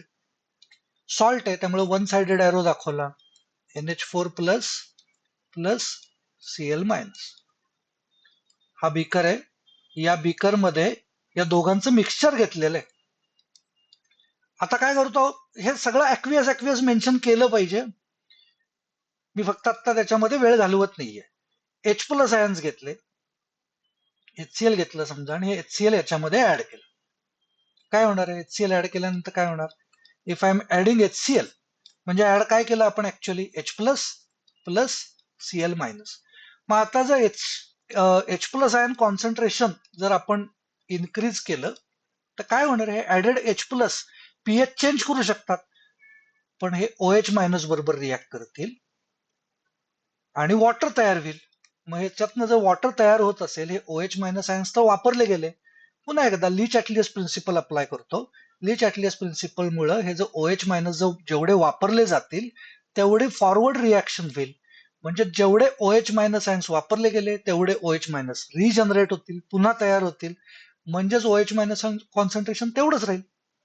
म्हणजेच पीओएच तेवढाच राहील, म्हणजेच पीएच बदलणार नाही. सेम पद्धतीनं जर मी NaOH ऍड केलं, काय होणार? Na plus plus OH minus. जर OH मायनस ऍड केले तर OH minus ion concentration change होईल. म्हणजे चेंज होऊ नये याच्यासाठी काय होणार आहे? OH मायनस आयन कॉन्सन्ट्रेशन इथं सेम OH मायनस आयन्स आहेत, म्हणजे OH minus ion concentration increase होतं. According to Le Chatelier's principle, product साईडचं कॉन्सन्ट्रेशन जर वाढलं तर बॅकवर्ड रिॲक्शन होती. म्हणजे जेवढे OH मायनस मी वापरले, ऍड केले, तेवढे बॅकवर्ड रिॲक्शन मध्ये वापरले गेले. त्यामुळे OH minus ion concentration remains same, म्हणजेच pOH remains same. POH remains same म्हणजेच पीएच ऑल्सो रिमेन्स सेम. या पद्धतीचे इथं आपल्याला बफरचे मेकॅनिझम्स एक्सप्लेन करायला बोर्डाला विचारले जातात. 3 मार्क्सचे क्वेश्चन्स विचारलेले असतात, इम्पॉर्टंट क्वेश्चन्स आहेत. बघा, त्याच्या काही कॅल्क्युलेशन्स साठी आपल्याला वापरायच्या काही इक्वेशन्स, त्याला म्हटलं जातं Henderson equation. Okay, Henderson equation acidic buffer साठी असं दिलं जातं, pH is equal to pKa plus log salt concentration divided by acid concentration. म्हणजेच आता जो आपण बफर तयार केलेलं होतं ते जर ऍसिडिक असेल तर त्याच्यामधलं सॉल्टचं किती कॉन्सन्ट्रेशन घेतलंय, ऍसिडचं किती कॉन्सन्ट्रेशन घेतलंय मिक्स करताना, त्याच्याप्रमाणे इथं कॅल्क्युलेशन्स करायची. pKa म्हणजे आपण काय मगाशी बोललो होतो, negative log of K. So आपल्याला व्हॅल्यूज दिल्या जातील आणि त्याच्याप्रमाणे ही कॅल्क्युलेशन्स आपण करणार आहे. सेम पद्धतीनं जर बफर बेसिक टाईपचा दिलेला असेल तर आपल्याला पीओएच कॅल्क्युलेट करता येतो. त्याचा फॉर्म्युला, हेंडरसन फॉर्म्युला काय आहे, तर pOH is equal to, basic असेल तर आपल्याला पीकेबी दिला जाईल plus log salt concentration divided by base concentration. या हेंडरसन इक्वेशन वरती जे न्यूमरिकल्स बोर्डाला विचारले जातात त्याच्यासाठी मी वेगळा व्हिडिओ करणार आहे. या आयनिक इक्विलिब्रिया चॅप्टर वरती विचारले जाणारे न्यूमरिकल्स, त्याचा एक वेगळा व्हिडिओ असेल. सो त्या व्हिडिओमध्ये आपण याचे प्रॉब्लेम्स आपण सॉल्व्ह केलेले तुम्हाला बघायला मिळतील. आता आपण झालेल्या या टॉपिक वरती, बफर टॉप वरती हे जे एमसीक्यूज आहेत हे जरा सॉल्व्ह करायचा ट्राय करू. बघा, व्हिडिओ पॉज करा, एकदा सॉल्व्ह करायचा प्रयत्न करा आणि मग परत येऊन आन्सर मॅच होतंय ना एकदा चेक करा. Buffer is prepared by mixing. Buffer काय केल्यानंतर तयार होत असतं, ऍसिड किंवा बेस वीक असला पाहिजे आणि त्याचं सॉल्ट जर ऍसिड वीक घेतलेला असेल तर स्ट्रॉंग बेस बरोबरचा सॉल्ट पाहिजे, जर बेस वीक घेतलेला असेल तर त्याचा स्ट्रॉंग ऍसिड बरोबरचा सॉल्ट पाहिजे. So answer is D. For preparing a buffer solution having pH 6 by mixing sodium acetate and acetic acid, the ratio of concentration of salt and acid should be, Ka ची value given आहे. बघा, आता आपल्याला पहिलं ओळखता आलं पाहिजे की हे जे बफर त्यांनी तयार केले सोडियम ऍसिटेट आणि ऍसिटिक ऍसिड, हे ऍसिडिक आहे का बेसिक आहे हे ओळखता आलं पाहिजे. आता काय दिसतंय याच्यामध्ये, हा acetic acid is weak acid आणि सोडियम ऍसिटेट म्हणजे it's salt with strong base, म्हणजेच weak acid plus salt of strong base आहे, म्हणजे हे ऍसिडिक बफर वापरलेलं आहे. म्हणजे आपल्याला पीएच कॅल्क्युलेट करता येणार आहे. आधीचं जे इक्वेशन इथं मी मेन्शन केलं होतं ते आपल्याला अप्लाय करता येणार आहे. आता हे अप्लाय करून बघू आपण.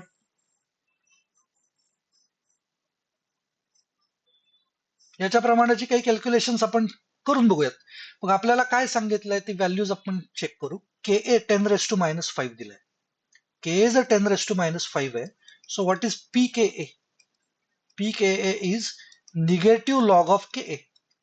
Ka ची व्हॅल्यू गिवन आहे, मायनस लॉग ऑफ 10⁻⁵, म्हणजे pKa आपल्याला मिळाला 5.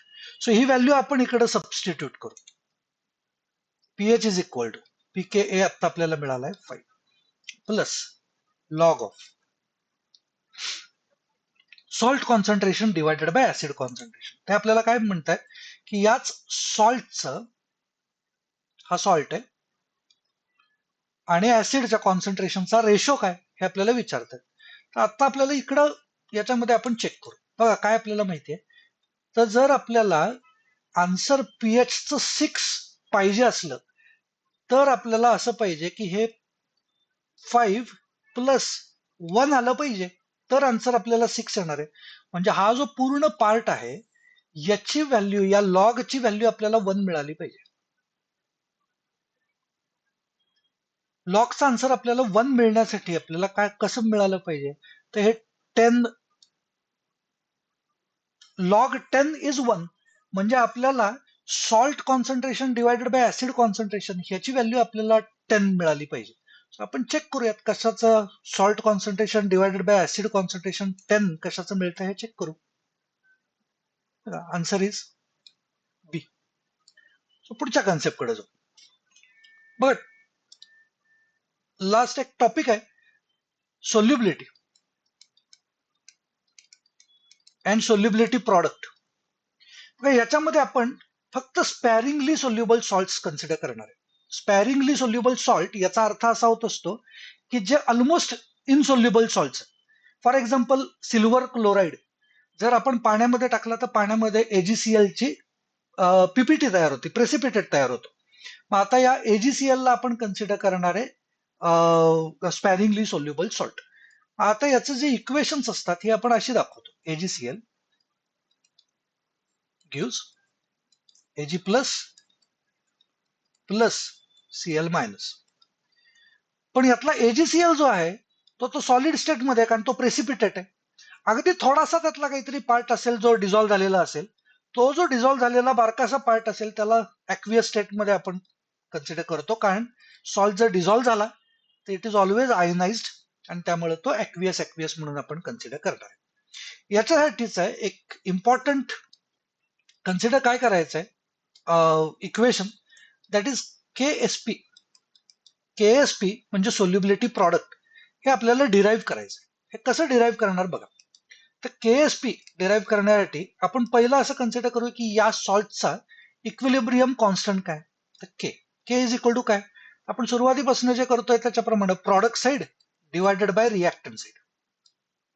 सो प्रॉडक्ट साइडला कोण आहे Ag plus into Cl minus divided bye AgCl. मी मगाशी म्हटलं तसं AgCl इज ऑलमोस्ट इनसोल्युबल. म्हणजे जर आपण 1 ग्रॅम AgCl टाकलेलं असेल तर ऑलमोस्ट 1 ग्रॅमच इथं खाली शिल्लक राहिलेलं असणार आहे. ऑलमोस्ट अगदी थोडासा डिझॉल्व्ह झालेला असेल. म्हणजेच या AgCl चं कॉन्सन्ट्रेशन हे कॉन्स्टंटच आहे, ऑलमोस्ट कॉन्स्टंट असेल. म्हणजे याला आपण K डॅश कन्सिडर करू शकतो. म्हणजेच आपण जर K डॅश त्या केस AgCl च्या ऐवजी जर यूज केलं तर आपल्याला याचा फॉर्म्युला काय मिळेल, इक्वेशन मध्ये काय चेंजेस मिळतील, तर Ag प्लस आहे तसा into Cl minus concentration divided by K dash. म्हणजेच K इंटू K डॅश केलं तर काय मिळेल, is equal to Ag plus into Cl minus.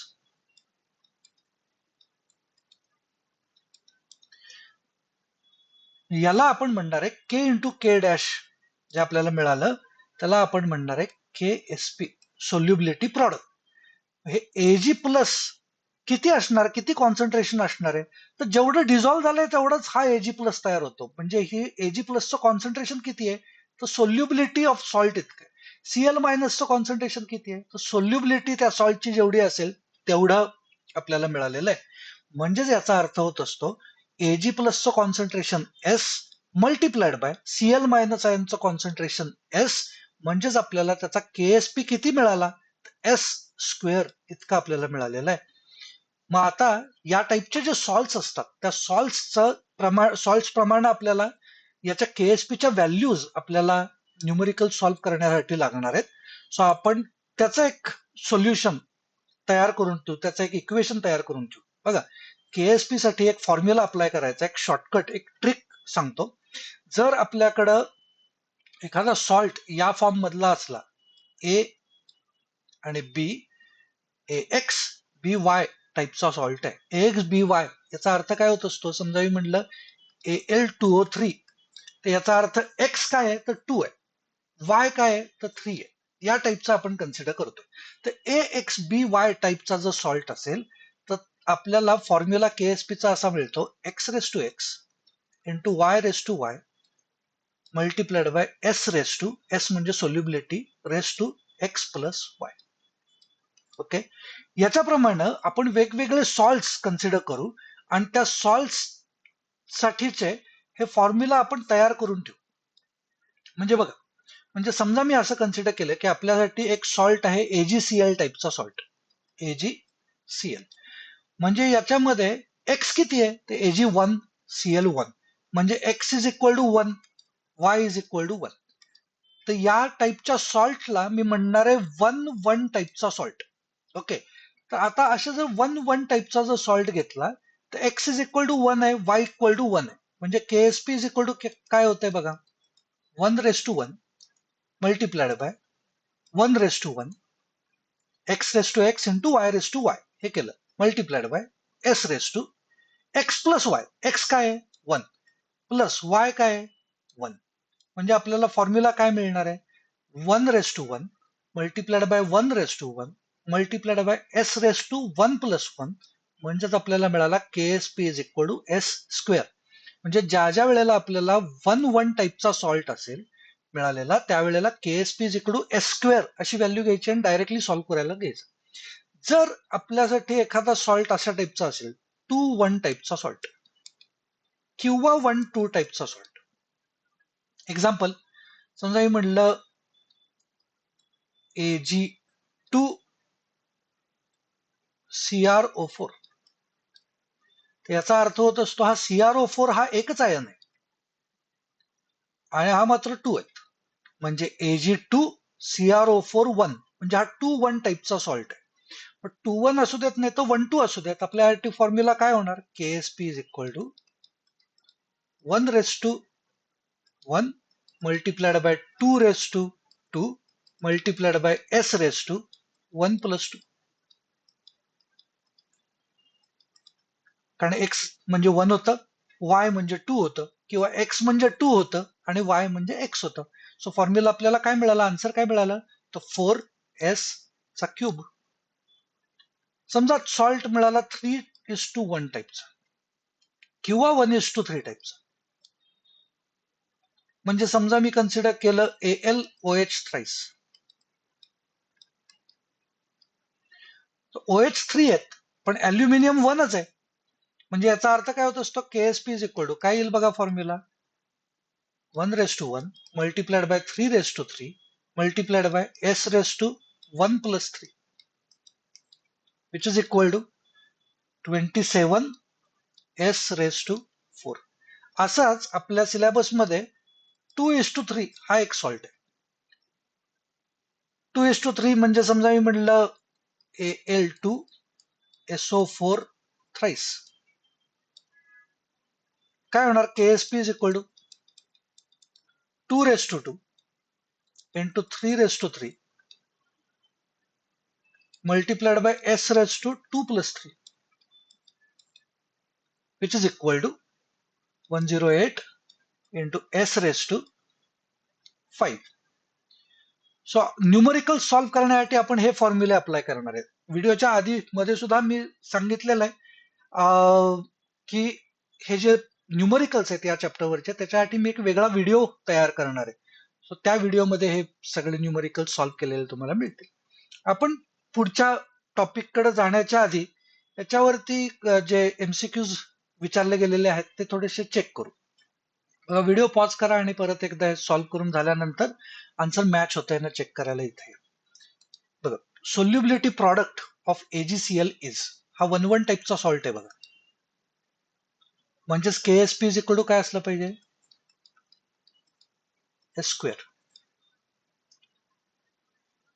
आता सोल्युबिलिटी प्रॉडक्ट दिलंय 10⁻⁶ is equal to s square. So s किती असला पाहिजे, 10⁻³ स्क्वेअर रूट करायला लागेल. तर सोल्युबिलिटी प्रॉडक्ट ऑफ हा जो सॉल्ट आहे हा 2,1 टाईपचा सॉल्ट आहे. KSP ची व्हॅल्यू गिवन आहे. 2,1 टाईपचा सॉल्ट आहे म्हणजे काय आहे? KSP is equal to 4s³ 32 into 10⁻12 is equal to 4s³. म्हणजे s³ इज इक्वल टू 4 न डिवाइड करायला लागेल म्हणजे 8 into 10⁻12. म्हणजेच s इज इक्वल टू काय होईल? याचा क्यूब रूट करायला लागेल. Cube root of 8 is 2. Cube root of 10⁻12 म्हणजे 10⁻⁴. म्हणजे सोल्युबिलिटी इज 2 into 10⁻⁴. बघा याच सोल्युबिलिटी आणि सोल्युबिलिटी प्रॉडक्ट वरती अजून एक क्वेश्चन असा विचारला जातो की प्रेसिपिटेट कधी तयार होईल? तर प्रेसिपिटेट कधी तयार होतो बघा, KSP ज्या वेळेला लहान असतो than ionic product of salt त्यावेळेला आपल्याला प्रेसिपिटेट मिळतो. आता आयनिक प्रॉडक्ट ऑफ सॉल्ट म्हणजे काय? म्हणजे समजा मला AgCl चा आयनिक प्रॉडक्ट पाहिजे असेल तर याच्यातनं आयन्स कुठले तयार होतात? त्या आयन्सचं कॉन्सन्ट्रेशन घ्यायचं म्हणजे Ag plus concentration into Cl minus concentration. हे कॉन्सन्ट्रेशनच्या व्हॅल्यूज जर इथं मी सबस्टिट्यूट केल्या तर आपल्याला जे मल्टिप्लिकेशन मिळणार आहे ते आयनिक प्रॉडक्टचं मिळणार. मग आयनिक प्रॉडक्ट आणि सोल्युबिलिटी प्रॉडक्ट याच्यामध्ये बारकासा फरक आहे. तो फरक काय आहे? तर KSP हा कॉन्स्टंट असतो दिलेल्या सॉल्टसाठी, पण आयनिक प्रॉडक्ट मध्ये मात्र आपण Ag प्लस आयन कॉन्सन्ट्रेशन आपण चेंज करू शकतो. आपण जे सॉल्ट घेणार आहे ते वेगवेगळ्या कॉन्सन्ट्रेशनचे आपण सॉल्ट घेऊ शकतो. AgNO3 समजा मी घेतलं आणि AgNO3 समजा मी घेतलं 0.1 नॉर्मल आणि त्याच्यामध्ये समजा मी HCl ऍड केलं ज्याच्यामधनं Cl मायनस आयन कॉन्सन्ट्रेशन मिळेल. जे आपल्याला मिळालेलं समजा मी HCl घेतलेलं आहे 0.1 मोलर, तर आता आपल्यासाठीचं Ag प्लस आयन कॉन्सन्ट्रेशन काय झाला? तर 0.1. Cl मायनस आयन कॉन्सन्ट्रेशन काय झालं? 0.1. सो जर मी हे मल्टिप्लिकेशन केलं तर 0.1 मल्टिप्लाइड बाय 0.1 म्हणजे 0.01 मोलर हे आपल्याला आयनिक प्रॉडक्ट मिळालं. तर आता आयनिक प्रॉडक्ट हा जर ग्रेटर दॅन KSP असेल AgClच्या, समजा KSP आहे 1 into 10⁻⁻⁵. मी वेगळी काहीतरी अशीच व्हॅल्यू घेतोय, खरी व्हॅल्यू नाहीये, पण एक्झाम्पल एक्सप्लेन करण्यासाठी घेतोय. समजा KSP एवढा आहे 10⁻⁻5 आणि आयनिक प्रॉडक्ट आपल्याला मिळाला 10⁻², 0.01. तर आयनिक प्रॉडक्ट हा मोठा झाला KSP पेक्षा, मग अशा केसमध्ये एक AgClचा आपल्याला प्रेसिपिटेट मिळतो. याच्यावरची न्यूमरिकल्स मी सॉल्व्ह करणार आहे आपण नंतर पुढच्या व्हिडिओमध्ये. त्याच्यावरनं तुम्हाला एकदा ते सॉल्व्ह केले की ही कन्सेप्ट जास्त क्लिअर होईल. सो तो व्हिडिओ नक्की बघा. एक अगदी शेवटची एक कन्सेप्ट शिल्लक आहे, that is common ion effect. खूप इम्पॉर्टंट कन्सेप्ट आहे आणि खूप सोपी आहे, नीट समजून घ्या काय आहे ते. कॉमन आयन इफेक्ट आपल्याला असं सांगतं की एक वीक इलेक्ट्रोलाइट घ्या, समजा HCl वीक ऍसिड घेतला, त्याचं डिसोसिएशन करा, H plus plus Cn minus, aqueous सगळं आहेच. तर हे वीक जर इलेक्ट्रोलाइट घेतलेलं आहे या बीकरमध्ये, त्याच्यामध्ये एक स्ट्रॉंग इलेक्ट्रोलाइट ऍड करा, कुठलंही strong electrolyte. Let's say HCl add केलं, स्ट्रॉंग ऍसिड ऍड केलं म्हणजे H plus plus Cl minus. ते ऍक्वियस वगैरे सगळं मेन्शन केलं पाहिजे कारण आर्रेनियस थिअरी अप्लाय करतोय. पण आता परत एकदा सांगतो काय केलं आपण. तर हे वीक इलेक्ट्रोलाइट HCl घेतलं, त्याच्यामध्ये स्ट्रॉंग इलेक्ट्रोलाइट HCl ऍड केलं. याच्यामध्ये कॉमन आयन असला पाहिजे. असं जर झालं तर या H प्लस आयन्समुळं HCl ऍड केल्यामुळं H प्लस आयन कॉन्सन्ट्रेशन वाढेल. H प्लस आयन कॉन्सन्ट्रेशन जर वाढलं तर according to Le Chatelier's principle product साईडचं कॉन्सन्ट्रेशन वाढलं तर याच्यामध्ये बॅकवर्ड रिॲक्शन होणार आहे. मग ही बॅकवर्ड रिॲक्शन जर होत असेल तर हे जे डिसोसिएशन होत होतं HCNचं त्याच्यात बॅकवर्ड रिॲक्शन झाल्यामुळे हे डिसोसिएशन कमी होईल. समजा मी याचे 100 मोलिक्यूल घेतले होते, त्या 100 मोलिक्युल्स पासून समजा वीक असल्यामुळे 5 मोलिक्युल्स त्यातले डिसोसिएट झाले. तर 5 आयन्स H+ तयार झाले असतील. मग 5 आयन्स जर तयार झाले आणि त्याच्यामध्ये जर मी हे HCl ऍड केलं त्यामुळे H+ आयन कॉन्सन्ट्रेशन वाढेल.